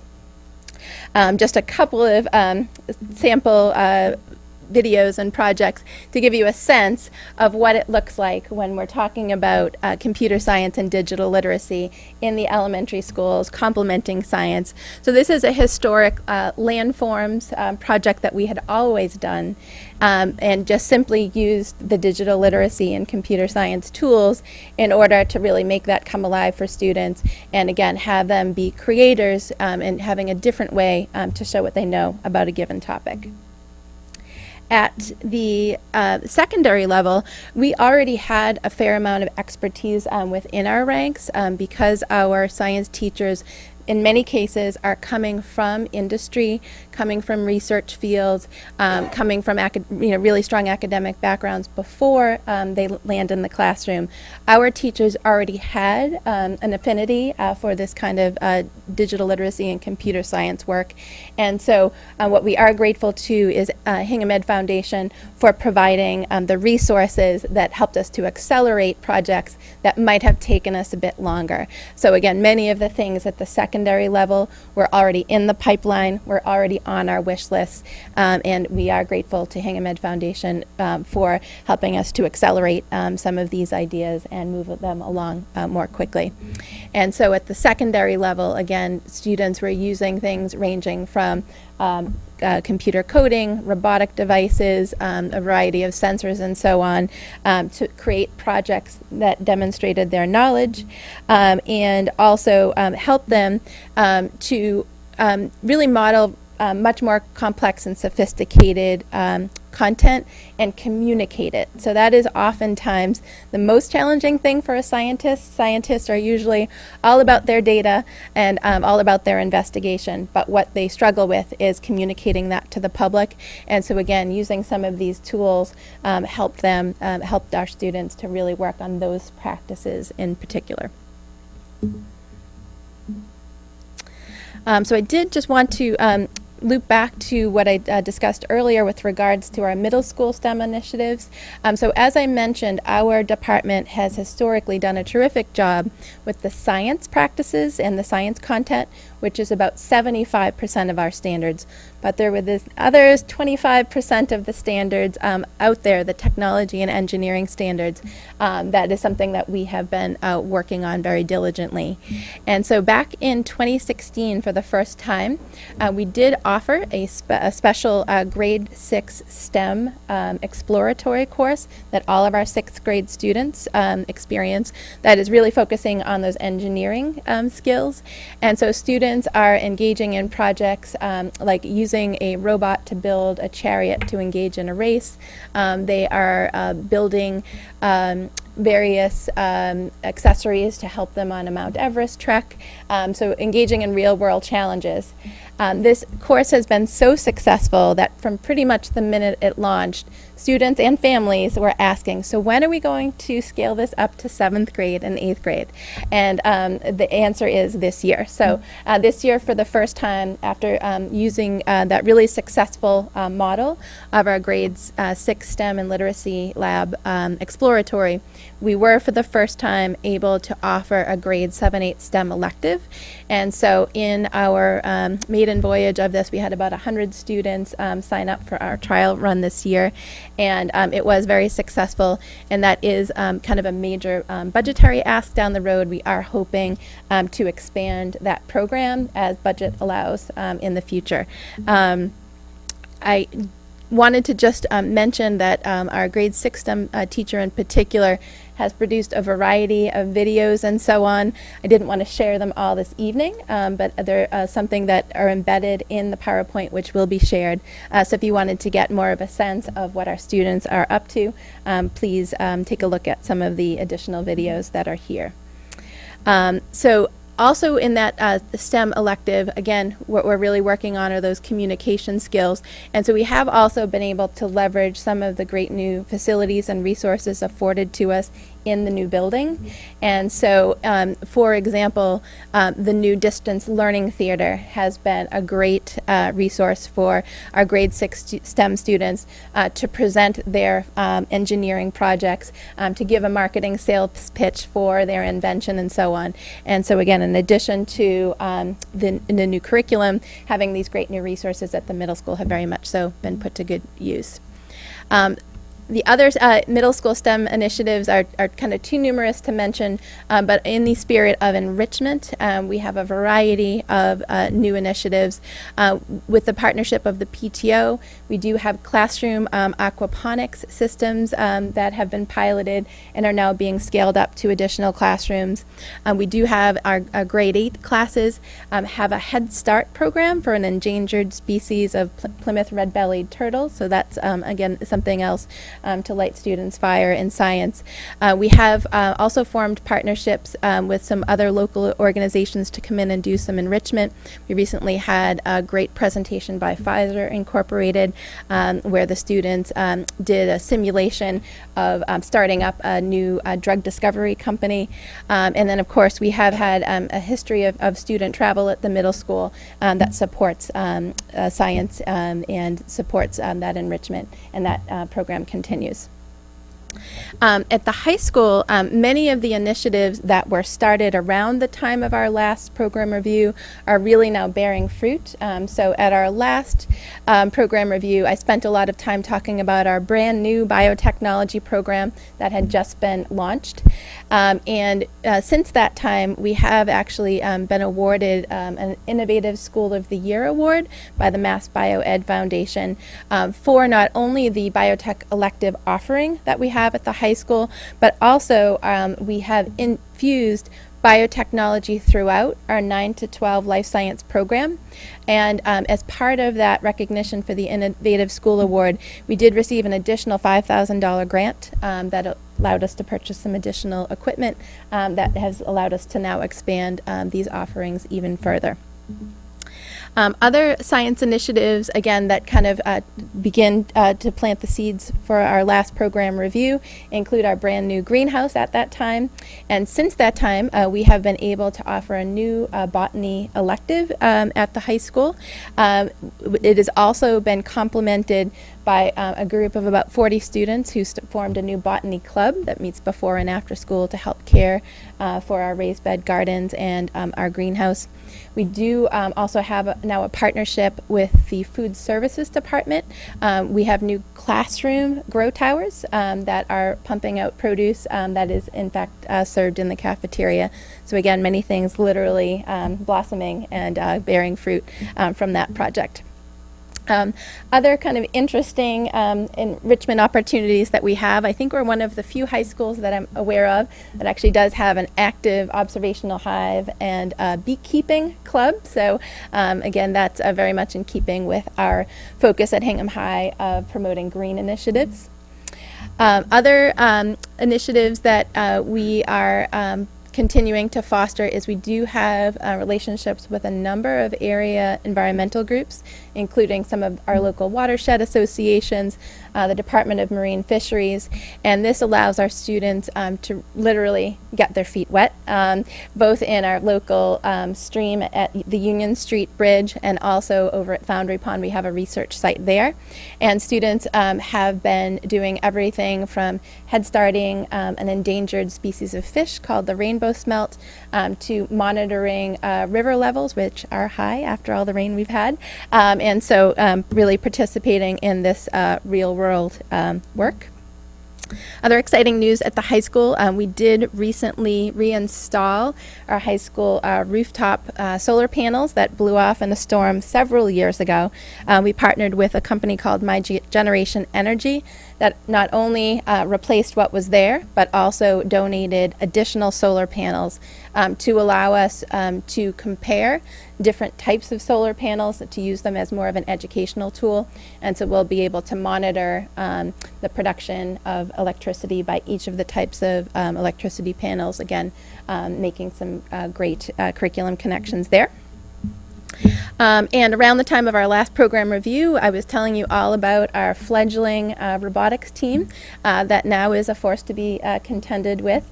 They do participate in a variety of regional competitions, and they too received a $5,000 grant from NASA recently in order to help them to continue to grow their program.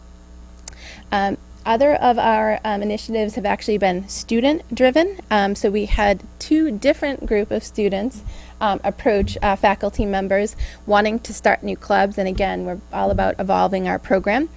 So we had a group of interested students that formed, along with an advisor, a Women in STEM club, and another group of students formed a medical sciences club. And these clubs have been very active with reaching out to area partners, doing field trips, and participating in research experiences through that. We have, over the past several years, had several of our teachers receive a number of awards for recognition of excellence in teaching, whether it's from the NSTA or from various science groups. And so, again, we know that our teachers are terrific, but it's nice when outside groups also acknowledge that.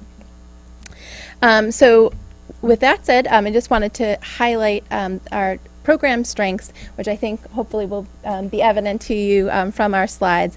So first and foremost, our program strength is our staff, again, many of whom are coming from really rigorous academic programs, research backgrounds, field research backgrounds, and so on, and they're the architects of our program. I do think one thing that is unique about our program is our commitment to elementary science. Many districts, given the high stakes pressure of ELA and math, have squeezed out elementary science. And so our district has made a conscious effort to commit to that important time in students' lives to really spark their interest and maintain that interest. Another program strength is our range of secondary offerings. We do have paths for every potential career that students are interested in, and that's something that we have dedicated a lot of resources to, but it's very much worthwhile. And then finally, I do think our program strengths lie in our ability to innovate and evolve to these national and regional trends and reach out to our community partners to support us in that work. A few areas of growth, as I mentioned, probably the highest budget priority for our department is that expansion of middle school STEM offerings. So again, we do hope to come into line with what other districts offer in terms of time on learning at the middle school level for STEM. And so that is something that will be a focus for us. We will be continuing the digital literacy and computer science work over the next few years. Again, this year was really year one of hopefully a multi-year program to integrate those standards. We also hope, again, I can't particulate the elementary level, create more time in the school day. So when we can take advantage of an interdisciplinary approach to curriculum, that's another area we hope to continue to work on. And then finally, as I mentioned, professional development is the most important resource that we can offer teachers. And I do want to make sure that we're preserving common planning time for our secondary teachers and really taking a look at our middle school schedule in order to carve out time for subject-specific planning. So in conclusion, in order to kind of highlight our program strengths. I did take a little hallway walk around the high school the other day and asked some of my senior friends what their plans were for next year, and was pleased how many of them said science was their chosen path. I also do keep in touch with some of our alums who have gone into science fields, and many of them have reached out excited about different opportunities that they are now experiencing. And so I did want to conclude with a video clip of some of their future plans in science. It's actually fairly long, so I won't show this whole thing, but did want to just give you a sense. Hey, I'm James Winnikoff. I'm a Hingham High class of 2019. I'm thinking about studying biochemistry at Brown. Hi, my name is Lauren Colby, and I plan on studying computer science and environmental studies at the College of the Holy Cross. I'm Jeffrey Hewitt, and I'm studying biochemistry and molecular biology at Bucknell University. My name is Lana Petrello, and I'm studying neuroscience on the pre-med track at American University. My name is Reed Schill, class of 2019. I'll be studying electrical engineering at the United States Naval Academy. Hi, I'm on the BC of the class of 2019, and I plan to study biomedical engineering at University of Amherst. My name is Jalen Ware, and I'm studying biochemistry on the pre-med track at Howard University. I'm Abby Fenley from the Hingham Middle School class of 2019, and I'm planning to study chemistry at Harvard University. Hi, I'm Maddie Stinson, HHS class of 2015. My experiences at HHS encouraged me to study biology at the George Washington University, and now I'm graduating this year. My name is David Mills, class of 2019, and I'll be studying computer science at the University of Miami. Paige Kenny, graduating with the class of 2019, and will be studying nursing at Sacred Heart University next year. My name is Jack Morrissey, class of 2019, and I will be studying engineering at Virginia Tech. Hi, my name is Hannah Sharp. I'm part of the class of 2019, and I'll be studying biology at the University of Pittsburgh. Hi, I'm Renee Nordzai, Hingham High School class of 2017, and my science experiences at HHS inspired me to study human physiology and biochemistry at Boston University. Hi, I'm Ryan Riley. I'm graduating the class of 2019. I'll be studying nursing at Salve, Virginia. I'm Megan Lumna, class of 2019, and I'm planning to go to Northeastern University to study bioengineering. Hi, my name is Liv Davies. I'm part of the class of 2019. I'm going to be studying biology at Boston College. So there are about 30 more clips like this, but I think this gives you enough of a sense, given that I think there's a Bruins game or a Celtics game on this evening that some of you may want to get to. But hopefully that gave you a flavor of, again, seeing those first grade students so excited about science at the beginning, and very heavy on the marine biologists and veterinarians, and then on the other end, seeing all of the students that are committing to this as their life path. So if there are any questions, I'm happy to entertain any questions at all. Yep. Yeah, are any of the kids able to build us a softball scoreboard that's solar powered? Absolutely. Yeah, Dan Kloon and Eileen Sharkey are on that. So we will absolutely be happy to get working on that for sure. No, Yep. seriously, congratulations. This is on all the work your department's doing and everyone in there. I just had a couple of questions about the STEM for the middle school. Yes. Do you have a sense of how we compare to our benchmark districts as far as the STEM offerings are at that level? Yeah, so we have a really rich range of elective offerings at the middle school, which is terrific. And again, I do think at that middle school level, it's so important for students to have exposure to music and the arts and so on. However, that rich range of elective offerings, I do think has shrunk the time allocated to science. And so I did do a comparison to our benchmark communities. Most districts offer at least 2 years of STEM in addition to the science course offerings. And so again, that is our goal. My goal would be to have all students participate in grade 6 STEM, and then at some point over the period of time between 7th and 8th grade, have one additional exposure to STEM. And so that is our goal over time, but what it does have is staffing implications. So yeah. And then do you have a plan laid out, what's the timeline you're looking at for this? So again, this year was our pilot of our grade 7-8 STEM course. So at this point, we have a curriculum ready to go. But we do have so many other staffing needs. So at the high school, for example, that has to be our highest priority in terms of those increased numbers in order to maintain safe class sizes. In a lab class, the NSTA regulations indicate that you should have class sizes no larger than 24. And so because that population bubble is still working its way through, in the short term, we will have to prioritize those safe science class levels over the STEM. But as soon as the budget allows, again, we have the curriculum. We even have such a really great science staff at the middle school that we have people that have that skill set, willing to move into that role. So it really does just come down to the constraints of the budget at this point. Okay. All right, thank you. Okay, thank you. Actually, I can follow up on that. I have the same question about what other districts are doing for allowing more time on learning. You mentioned for STEM. So do they not offer like family consumer science, shop? I do think we have music at that we level? do have a richer range of elective offerings. Again, I do think that's very important for middle school adolescents, but I do think that's where the time comes from is those other additional elective offerings. And are we negligent to the expectations of the state of what we're supposed to be educating the students on, or? I think we can be, creative on that in a few ways. So in some of those elective offerings, they are having some science moments in that in family and consumer science, for example, we could take that and make it more of an America's Test Kitchen type model and get at some of these STEM and engineering. So when I was talking about some of our areas for growth, those opportunities to expand into other disciplines. So for example, over the course of the past several years, we've offered a number of interdisciplinary workshops with art and music. So when we rolled out our new grade 1 light and sound unit, we partnered with the art teachers to talk about color theory and light and so on, partnered with our music teachers to develop some of those lessons on sound. And so I do think that's another avenue to explore for STEM in order to increase that time on learning, is to look to partner with those other disciplines. So for the past few years, we were very focused on our own changes to the science standards.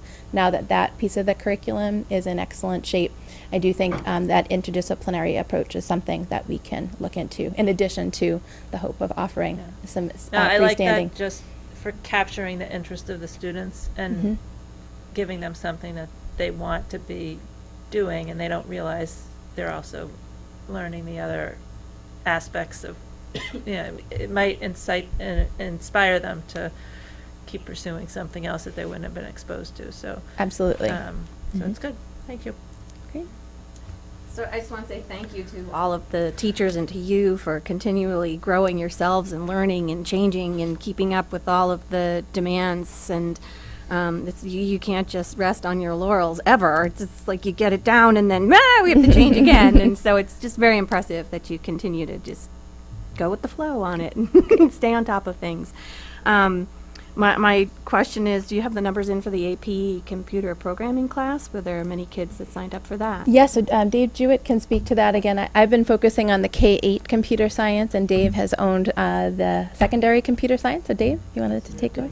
10 students signed up for the AP, which I actually think is a good number for that first Okay. year through, especially with their other constraints. And a lot of those kids are seniors who are also taking AP calculus, AP Chem, AP Physics. A lot of the same sort of mindset. Yeah. So they're having to choose, and I know a lot of the conversations that we had individually with those students was, really take your time and think about where you best want to focus your energy, because if you're taking 4 or 5 AP courses your senior year, you're going to be doing too much and you're not going to be a happy student or person. So we're actually thrilled with 10, and there was also, to take the AP course, you had to have taken our introduction to computer science course as well, so that we knew that kids had that Java base to be able to take that AP course. So again, only a certain amount of kids have gone through that course so far. So it's 10 kids for that, and we have 57 kids who have chosen Introduction to Computer Science as their primary elective for next year as well. We will not be able to run enough seats to have all 57 kids take it next year, but there were a lot of freshmen who have signed up, and so it's actually, to be honest with you, it's probably beneficial to have some carryover the next few years. Yeah. And to go back to that interdisciplinary note, so Dan Clune, for example, in his electronics classes, they do a robotics unit in which they are coding. There are members of our robotics team. Coding is a big part of that as well. So the AP Computer Science is not the only way to indulge that interest if you have it in computer science. So we're trying to offer those experiences in a variety of different ways. I had a quick question. I'm Yeah. Tim Dempsey, the CPAC chair. Hi, Tim. Yes. Hi. You got to come up. Oh, Yeah. sorry.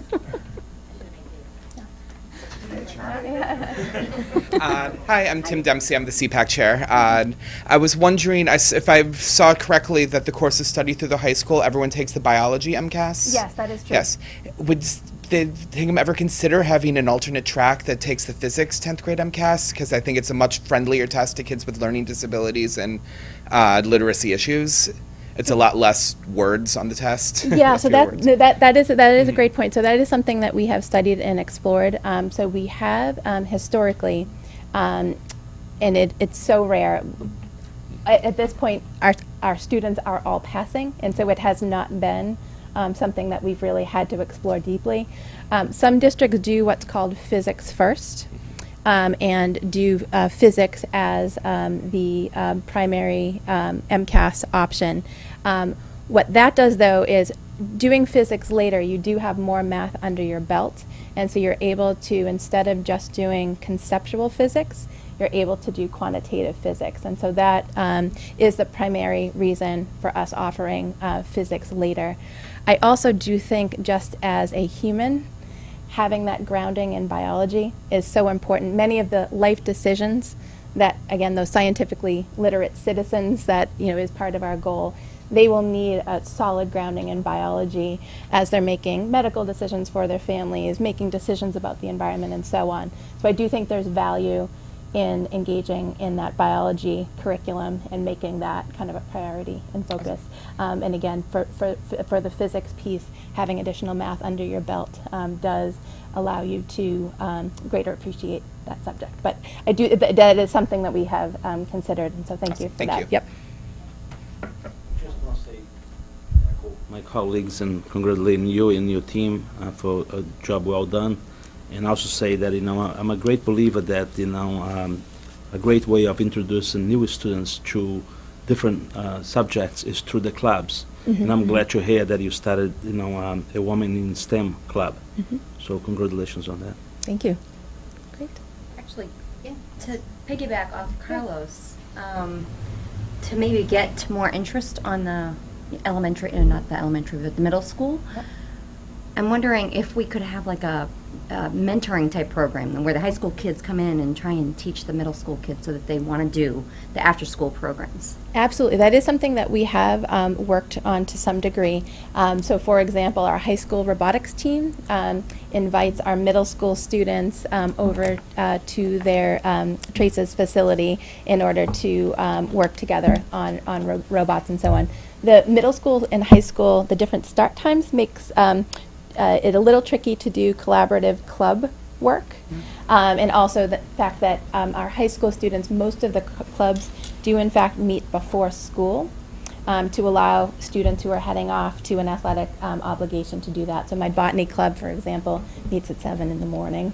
But that is something that having those older students come down is very inspiring. So when we had that program that I mentioned where the students did the drug discovery simulation at the middle school, we actually had our biotech classes come down to the middle school to facilitate the breakout groups for that. And it was just a terrific partnership. Yeah. So the more we could do that, that would be one advantage to having a middle school, high school kind of together on the same campus to allow for more of those offerings more easily. But that is something that is a powerful tool. Great. All right. Well, thank you. Thank you.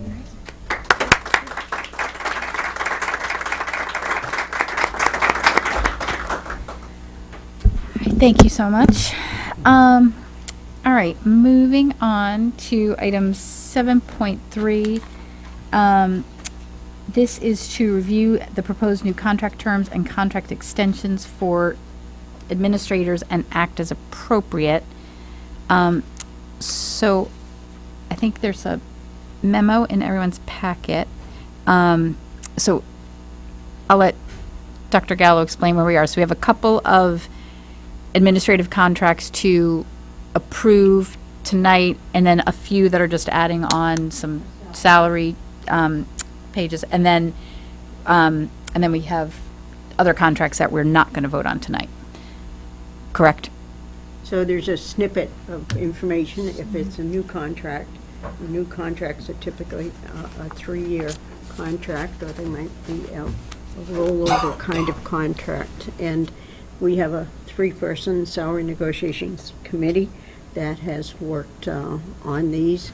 Most of the appointments are the superintendent's appointment, but of course the school committee is responsible for salary and negotiations related to that. So as we get them finished and agreed upon, we will bring them to you so you have a sense of what the contract is about and what new items might be proposed.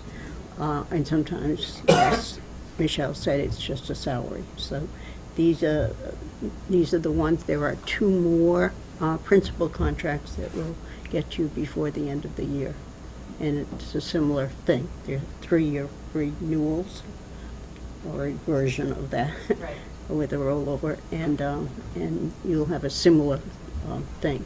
But we have some changes to make in those, and to be sure that we have agreement of the parties. And not sure if it'll be at the next meeting or the last one in June, but they're coming.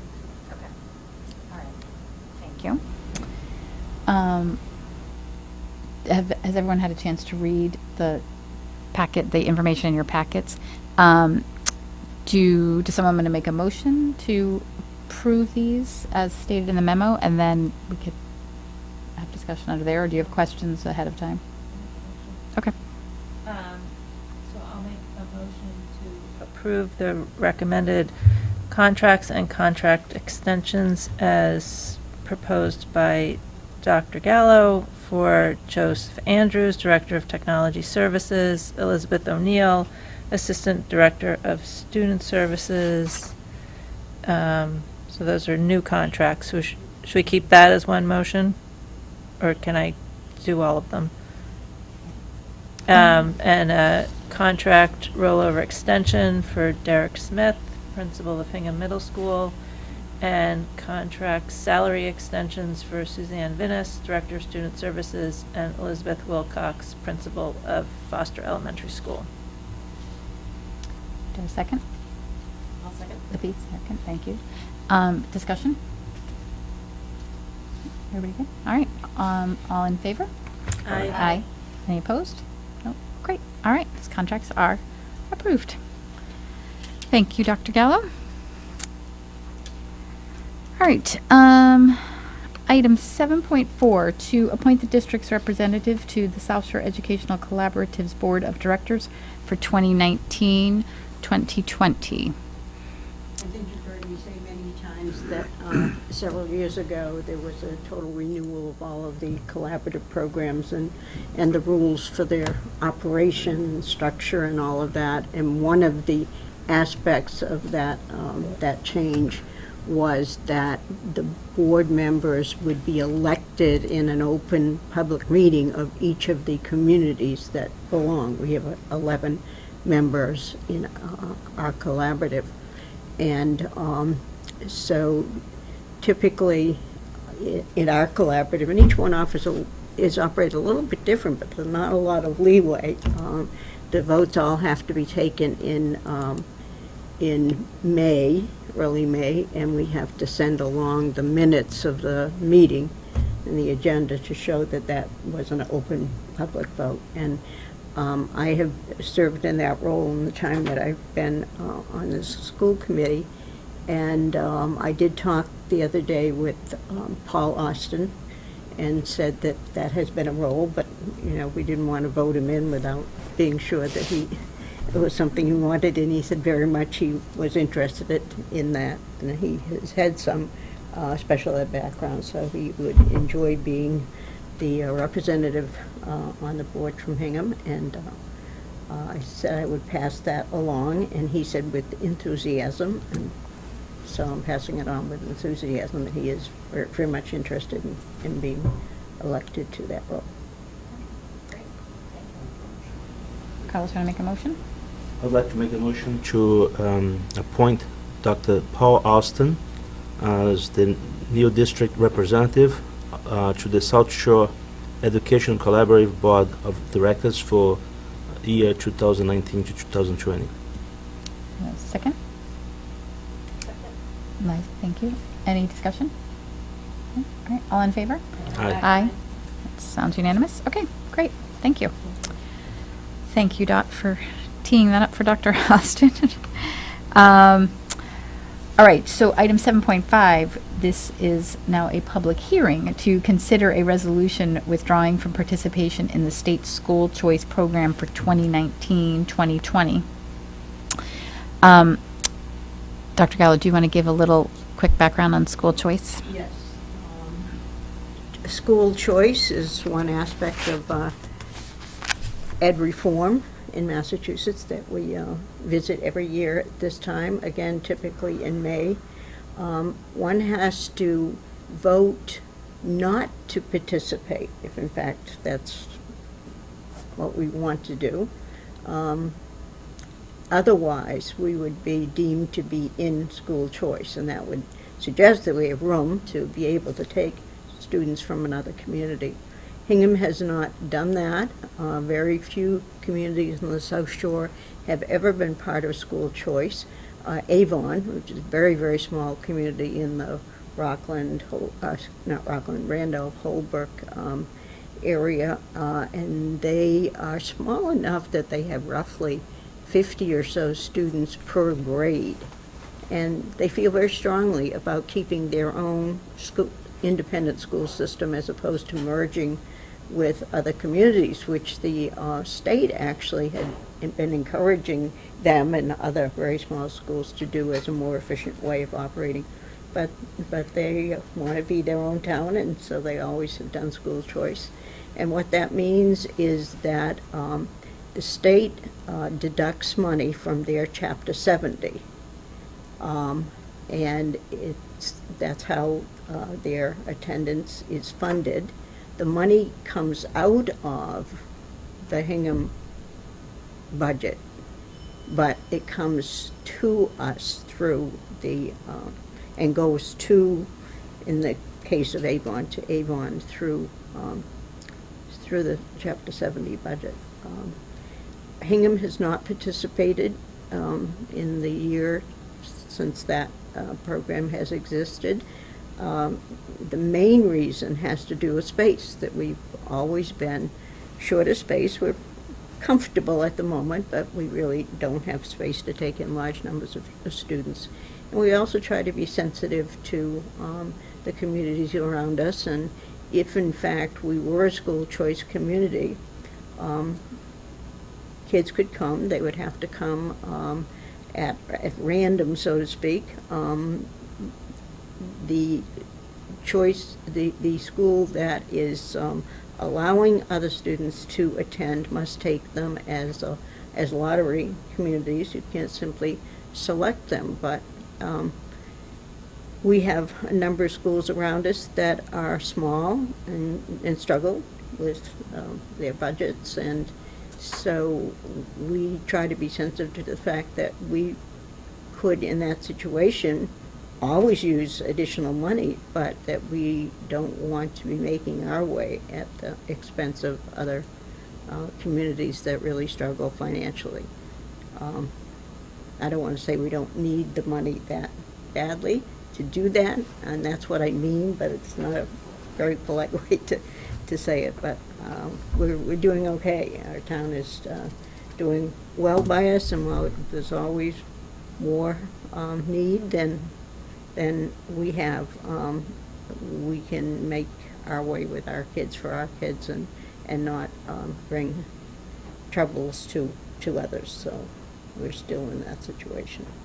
But with the growth that we have and the two big new developments that are on the plate right now, it wouldn't be something particularly now that we would do. So we do have to vote to not participate, or not to participate, I guess is a better way to say it, not to participate in school choice for the school year 19-20. I'd like to make a motion to consider a resolution not to allow Hingham to participate in the state school choice program for 2019-2020. 2019. Yes. So a motion to Not- withdraw from, So you want to say to withdraw or not to participate? not to participate? Yeah, that's Okay. what I said. Otherwise, we will be. That's what I said. Yeah. Right. All right, do we have a second? Second, all right, any discussion? All right, all in favor? Aye. Any opposed? No? Okay, great, thank you. And we will send a letter to that effect to the commissioner. All right, thank you. All right, that will, that passes, and that will end the public hearing on the matter. So item 7.6 is to discuss the terms of the appointment of administrators to serve on the HEA Unit A Sick Leave Bank Committee and to appoint those administrators. Are you going to speak to that, John, or? Okay. When we, when we negotiated the HEA contract, there was a sick bank, and the sick bank required really 3 administrators as well as 3 representatives of the school department and 3 representatives of the HEA to form the sick bank committee. And last year when we did this, there was an appointment made. I was on it, Katie Roberts was on it, as well as Mary Eastwood. But when we did the appointment, we made it just for 1 year. So that year will expire in the 19th. I don't know if that was intentional or not, but this is really suggesting that you need to revote for the subsequent year, and perhaps you'd want to put a term to it for a few years so we didn't have to do this every year, but that would really be up to the committee. So it requires 3 and 3.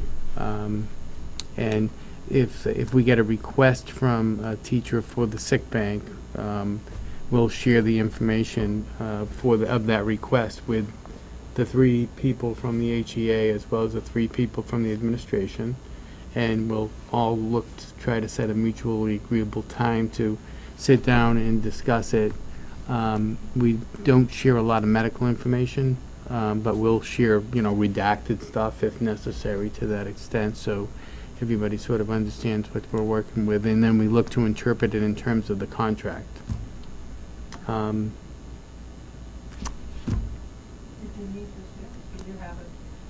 We have met once, yes, and now there's another request, so before the end of the year, we probably will have met more than once. So I would say whatever motion would be effective for the beginning of the school year. Curious in general. Yeah, no, yeah, it sort of came up, and that's how we actually noticed that it's saying a specific year, and that the term would end, on June 30th, 2019.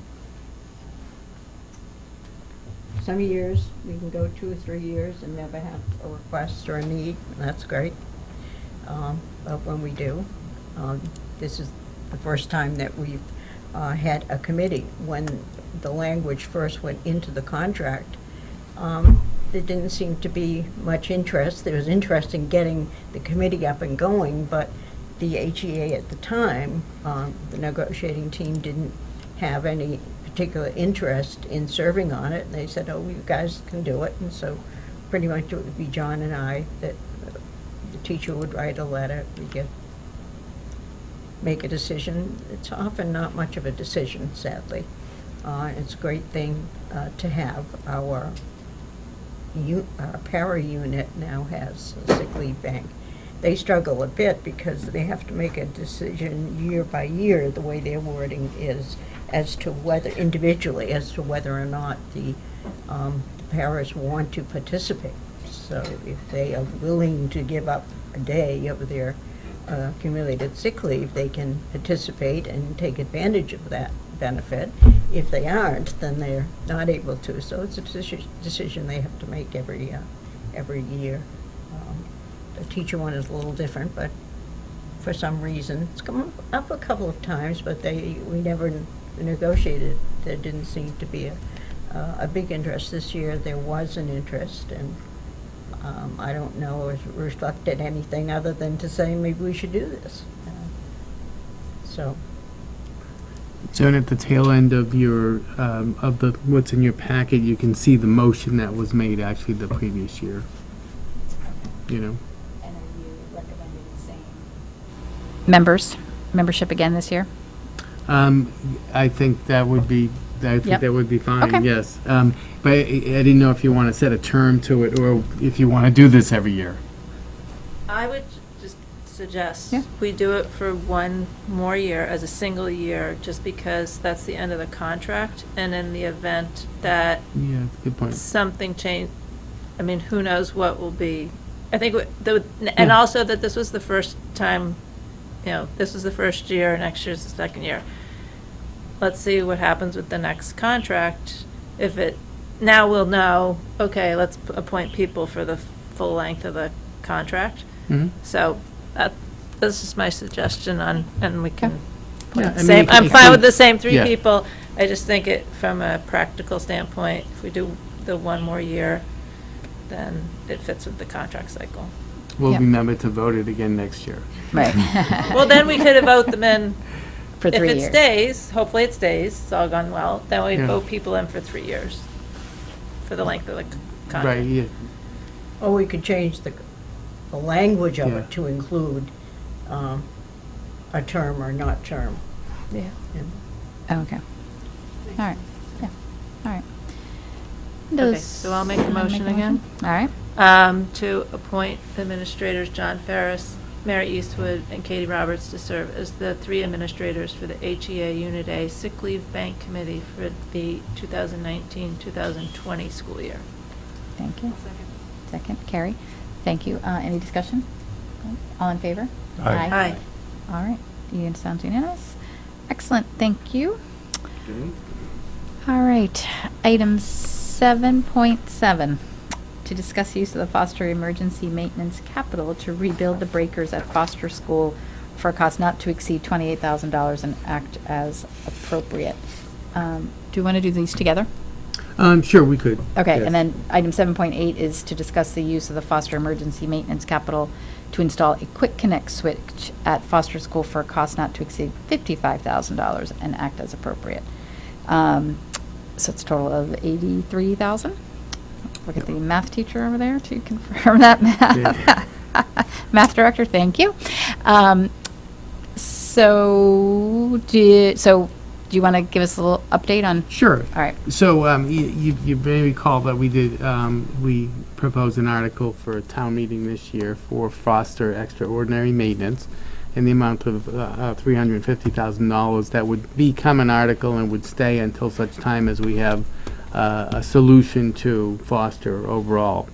And a condition of that was really to address actually, while we were going through that, these were a couple of the projects that I had talked about all along, that we should rebuild the breakers, and then we should also put a quick connect switch in to the building so that if we ever did have a power failure, we could actually roll in a generator and we could get that hooked up in a day or two, as opposed to a 3-week delay, which may occur if we ever did, have a significant power loss where the switch was inoperable for a significant period of time at Foster. And we know that with Foster in its state that we would experience more extraordinary maintenance over the next several years. So we asked for that article. As a condition of Article 2, the items that were sort of recommended would be addressed with the building committee. On April 4th, I had a meeting with the building committee, and I suggested if this were to pass, I went over these couple of projects with them. The one project for $28,000 is actually taking that main 1951 switch and rebuilding. We actually rebuilt 2 of the breakers this year, back in December, but rebuilding the rest of the breakers that are in that switch. I think there's maybe 8 or 10 of them, so that they would become more stable. We did an evaluation. It was recommended by the vendor that we should rebuild. They take heat pictures and stuff, and we had a good comprehensive report on that. So I shared that item with the with the building committee on April 4th, and I also talked about the Quick Connect, which we've been talking about for a while.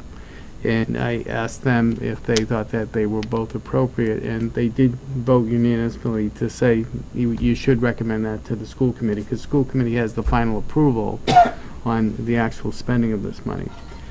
The Quick Connect switch, I say up to $55,000. Doug right now has a price of $38,000, but I don't think that's all in. I mean, there'll probably be some others, so that's why I'm asking for an up to $55,000.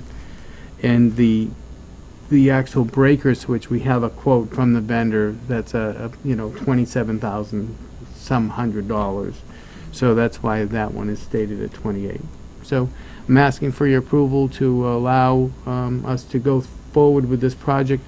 They can start planning immediately because this is article money and it should be readily available right now. So we would get this work done as soon as school dismisses, and we'd be in good shape when we get back for the for next fall. Okay. All right. Do you have any questions for John? Sorry, Ness, was that a hand raise? No, you're good. No, that's okay. John, I just have a question. I was thinking about this the other day. How much will Foster be offline over the summer when this is being installed? I mean, is this take them completely out of electrical? Yeah, the switch will come down. I'm not sure whether it's a day or a couple days, Ed. But not just days. Oh yes, yeah. It'll be. I mean, for them to be totally down in power, I don't. Maybe it's a week. I'm not sure. I'd have to ask Doug for sure. But all that would be coordinated with fire department and stuff if we had to have a fire watch, and Doug really would be overseeing the implementation of this project. Well, it's got to be done. That's Yeah. my point. I mean, I would imagine that, when you make that final connection, that's when the switch is going down. But when you rebuild those breakers, I mean, we were shut down for a day, I think, back in December, where they went in, they did the evaluation, and then they had a couple of switches that they had to rebuild. So we may be down for several days. But the good thing about in the summertime, the building's unoccupied, and, we'll be able to certainly manage whatever time the electricity has to be down. And we deal with the fire department if there's no electricity for fire panels, so that, they'd have a fire watcher. We'd comply with whatever requirements the fire marshal would have for us in that respect. Beth has some connections there. Yeah, Beth has got a few connections. I'm sure Beth wants it done. Beth gets it. Yeah. Work from home. Don't take vacation. All right, thank you. Good. Are we combining both Uh, motions? Or do you want to read them Let's read them separately. Okay. And do them as two separate I'd like to make a motions. motion to approve the use of the Foster Emergency Maintenance Capital to rebuild the breakers at the Foster School for a cost not to exceed $28,000 and act as appropriate. Second? I'll second. Thank you, Ed. Discussion? No? All those in favor? Aye. I think that's unanimous. Thank you. And then you want to make another? I'll make a motion to approve the use of Foster Emergency Maintenance Capital to rebuild the breakers at Foster School for a cost not to exceed, did I read it? Yep, you read that one I'm already. sorry. Sorry, the next one. Install Quick Connect. To install a, should I start all over again? Yes, sir. I'd like to make a motion to approve the use of the Foster Emergency Maintenance Capital to install a quick connector switch at Foster School for a cost not to exceed $55,000 and act as appropriate. Second by Ed, thank you. Any discussion? All those in favor? Aye. Great, thank you, everybody. All right, thanks for taking care of that, John, and you're welcome, Beth, thank you. All right, item 7.9, to declare as surplus Chromebooks used by Hingham Middle School students in the one-to-one program and offer the Chromebooks for sale to the students with any proceeds deposited into the town's general fund. So this is sort of our standard yearly. Yeah, well, last year we had use for the Chromebooks that were in place. So we would repurpose them, and we had no intention of, we didn't sell any to the public last year. The year before we did. So this year, the Chromebooks that are being, that we need to dispose of, there's approximately 394 Chromebooks that with the 8th grade class. These Chromebooks are 4 years old, and they're in 2020, Google won't be providing any updates for them any longer, so it doesn't make any sense for us to take those back and repurpose them. So Joe Andrews felt like he didn't have any use for those this year. So what we thought was, I mean, they're still decent machines to the extent they are. I mean, they're, you know, they can always be beat up. They've been in service for 3 years with, you know, middle school kids, so they're going to be a device, which is a device that looks like a middle school kid has been working with it. But we're recommending that we declare all 394 units surplus and make them available to the public. Any public, the student could have the first crack at it if they so desired. But if a 7th grader or a 6th grader parent wanted to get one, or anybody else wanted to get one, we think that we should make these available to the public at large. And it would recommend sort of a price of that we were looking at last year. Last time we did $40 with $250, you know, for tax to ensure that we collected the taxes. So the price would be recommended at $42.50 for the purchase of these Chromebooks. And the school committee would not the school committee, but the middle school would manage the sale. And then any funds that got received by the from the purchase would actually be directed to the town's general fund. We wouldn't take that and put it in maintenance because taxpayer initially paid for it, so it goes back. Any credit goes back to the taxpayer. So that's one piece. Then there's another piece. We have a backlog. We have a bunch of old, unusable Chromebooks now, okay? So basically as the years have progressed, what we would do is we'd take a number of Chromebooks and would repurpose those Chromebooks, okay? So we'd get another year or two out of them, okay? But now we have 313, and we'd use some for parts, okay? If we needed some for parts and replacement parts, we'd have some. So we have a backlog now of like unusable Chromebooks, right? There's 313 approximately, and those don't have a sale value to a resident or to the public, but they may have a sales value for salvage to some company that takes this type of equipment and refurbishes it. You know, it wouldn't be a lot of money, and you might get $2, you may get $6, or we may have to pay a small amount in order to dispose of it. Okay, the likelihood is we'd probably get some scrap value for it.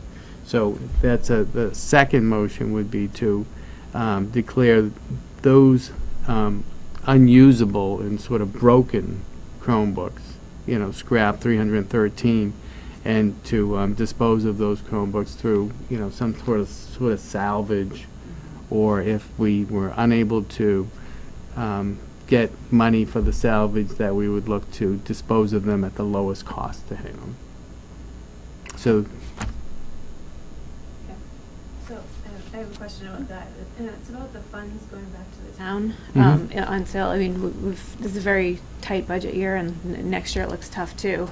Why wouldn't we keep that in the school department and have it go towards equipment that's needed, or at other expenses for the school department? I think that has to do with the regulations and the law, that the fact that the taxpayer paid it and bought it.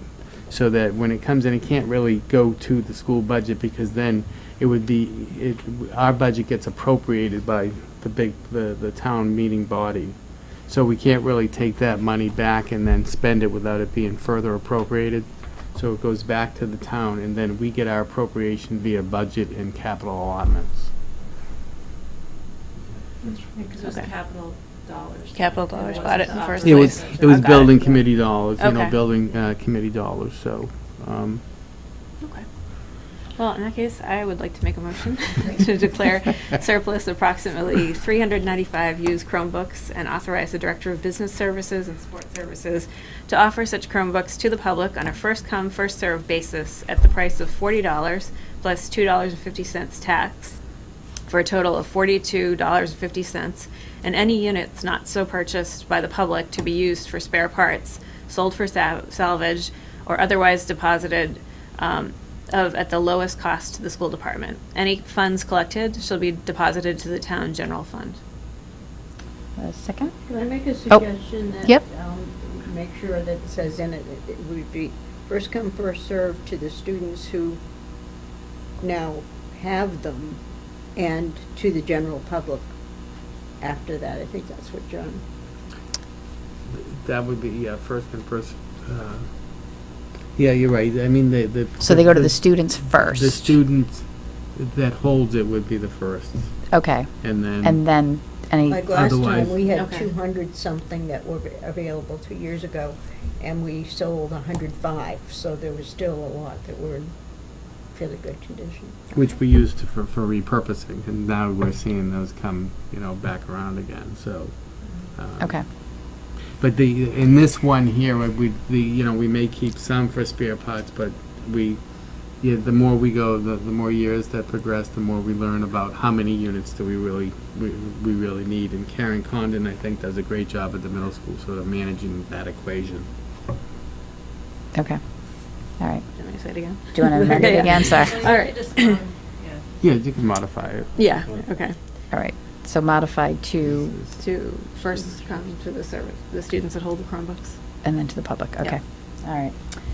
So do we have a second to the modified motion? Great, thank you. Any discussion?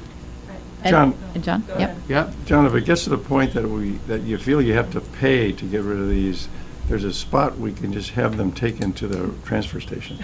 Seriously. No, I know. Yeah. I do believe we're gonna get some salvage dollars. Karen has talked to me about salvage dollars, but I didn't wanna be, oh gee, I didn't get any salvage dollars. Can I trash this one, Right. So that's why it's Can I get a general. new one? Yeah. John, when you said that Google's not updating them anymore, In is- 2020, they won't update these models any longer.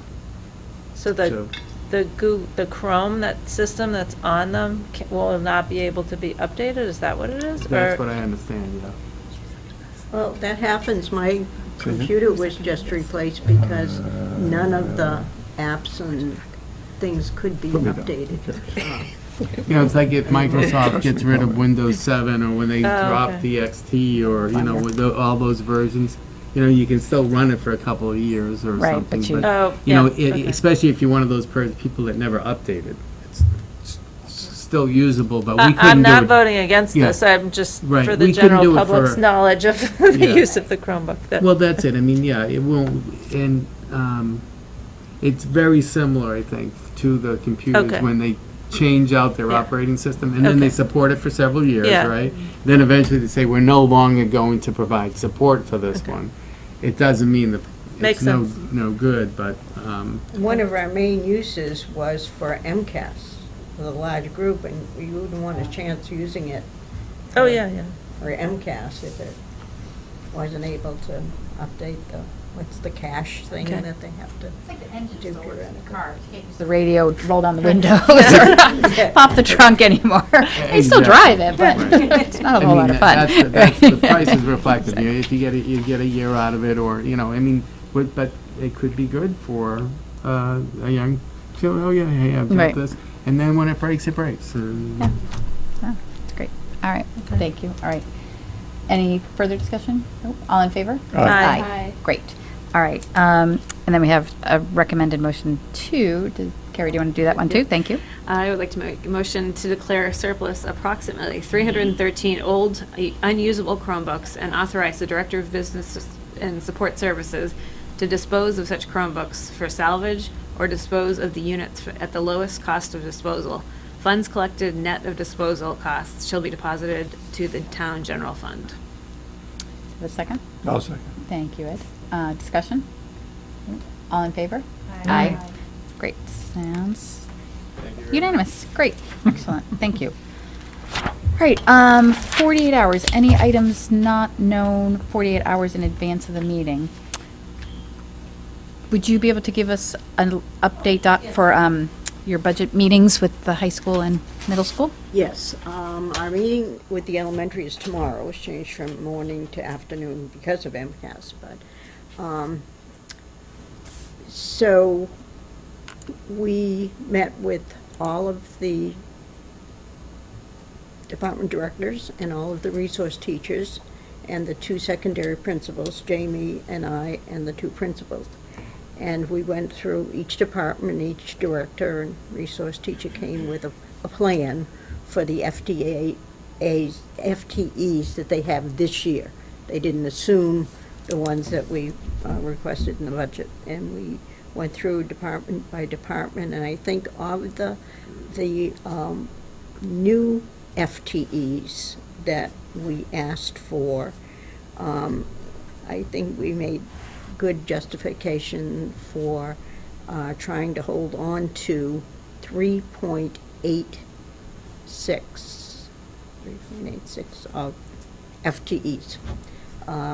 And so tomorrow we'll meet with the elementary and look particularly, and we're looking now at, we look at the special ed needs are different from at the elementary level, are different from the classroom needs. We'll look at special ed and special ed related, and then classroom needs. And we weren't asking for any classroom teachers at the elementary level, but we do need to look at how many FTEs we need overall, because we have a decline that's only going to last a short time, because you heard me say the elementary went down at the end of last year. Now it's up again, and it will continue to go up. So we have to look at how many of the classes that are now scheduled on paper anyway for 3 sections, can we really run with 3 sections? And if it's only going to go for a year, should we do that, or should we eliminate a classroom teacher in those places where the need would be for 3? Doesn't always make sense to eliminate them, and sometimes you're moving from 4 to 3, and it may look like you have an extra teacher, but that extra teacher might be the one that we can use for the additional section of kindergarten. So probably tomorrow when we meet, we'll be moving things around more than we normally do. Over the last several years, we've had 92 sections every year for maybe 5 or 6 years. And we don't need 92 sections for this year, at least not in the configuration that they're in. So we weren't looking for any additional FTEs except the kindergarten possibility, and we certainly will be able to meet that in some way. There are a variety of ways we could meet it, but the question will be, should we look at reducing the number of teachers that we now have, because it doesn't look like we're going to need all that we now have, unless of course they have enrolled some new folks. You know, pretty much saw the K-5 enrollment tonight as to what it would look to move them ahead. We pick up some kids in each grade, but usually not a lot, and I don't know about those youngsters that are enrolled for next year. I'll find out tomorrow, and Mr. Keaty puts together a spreadsheet for all 4 of the teachers, so we can see them all on one sheet and see what we can move around or not. So there not going to be any extras that we're going to need there, because I don't think anything has grown that big, and in fact, we have small class sizes, really good class sizes everywhere with the staffing that we have. And Suzanne will be there, and we can, although we didn't tell you, Suzanne, that we had to change the meeting. Tony today needed to make a change in the meeting, so it's at 1, not 9, so. And then we can talk together about what do we do to get $432,000 more off that bottom line, so. And I think we are going to try to allocate the 3.86 FTEs that will take care of needs in several of the departments. Not everybody, not every department had a need. But for those that do, we should be able to make that decision at the next meeting. Now, whether it will be enough to get to our target, that's going to be another thing. And that's why I mentioned the cutting things that we don't need for this year. And they're not a lot. I don't want anyone to think that we got lots of extra teachers floating around, but we will have fewer FTEs needed in the regular classroom at the elementary. But I anticipate, particularly with both of the schools that are in the districts where we have the big projects, that we're going to have more youngsters coming there, so it may only be a year that we don't need. But this is a year that we really need to get rid of the baggage if we don't need it. And it's kind of a crude way of saying it, but that's really what it is. If there are things that we need more, then we need small classrooms when we already have small classrooms, or we need even more when we could find another use for those people for 1 year. That may be a better thing to do. So we'll see.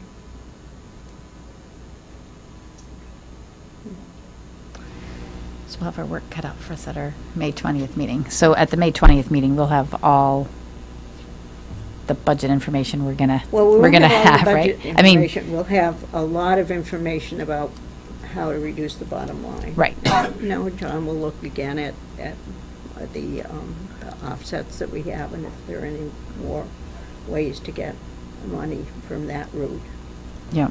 But it's not going to be from textbooks, and it's not going to be from simple supplies. There Mhm. just aren't Right.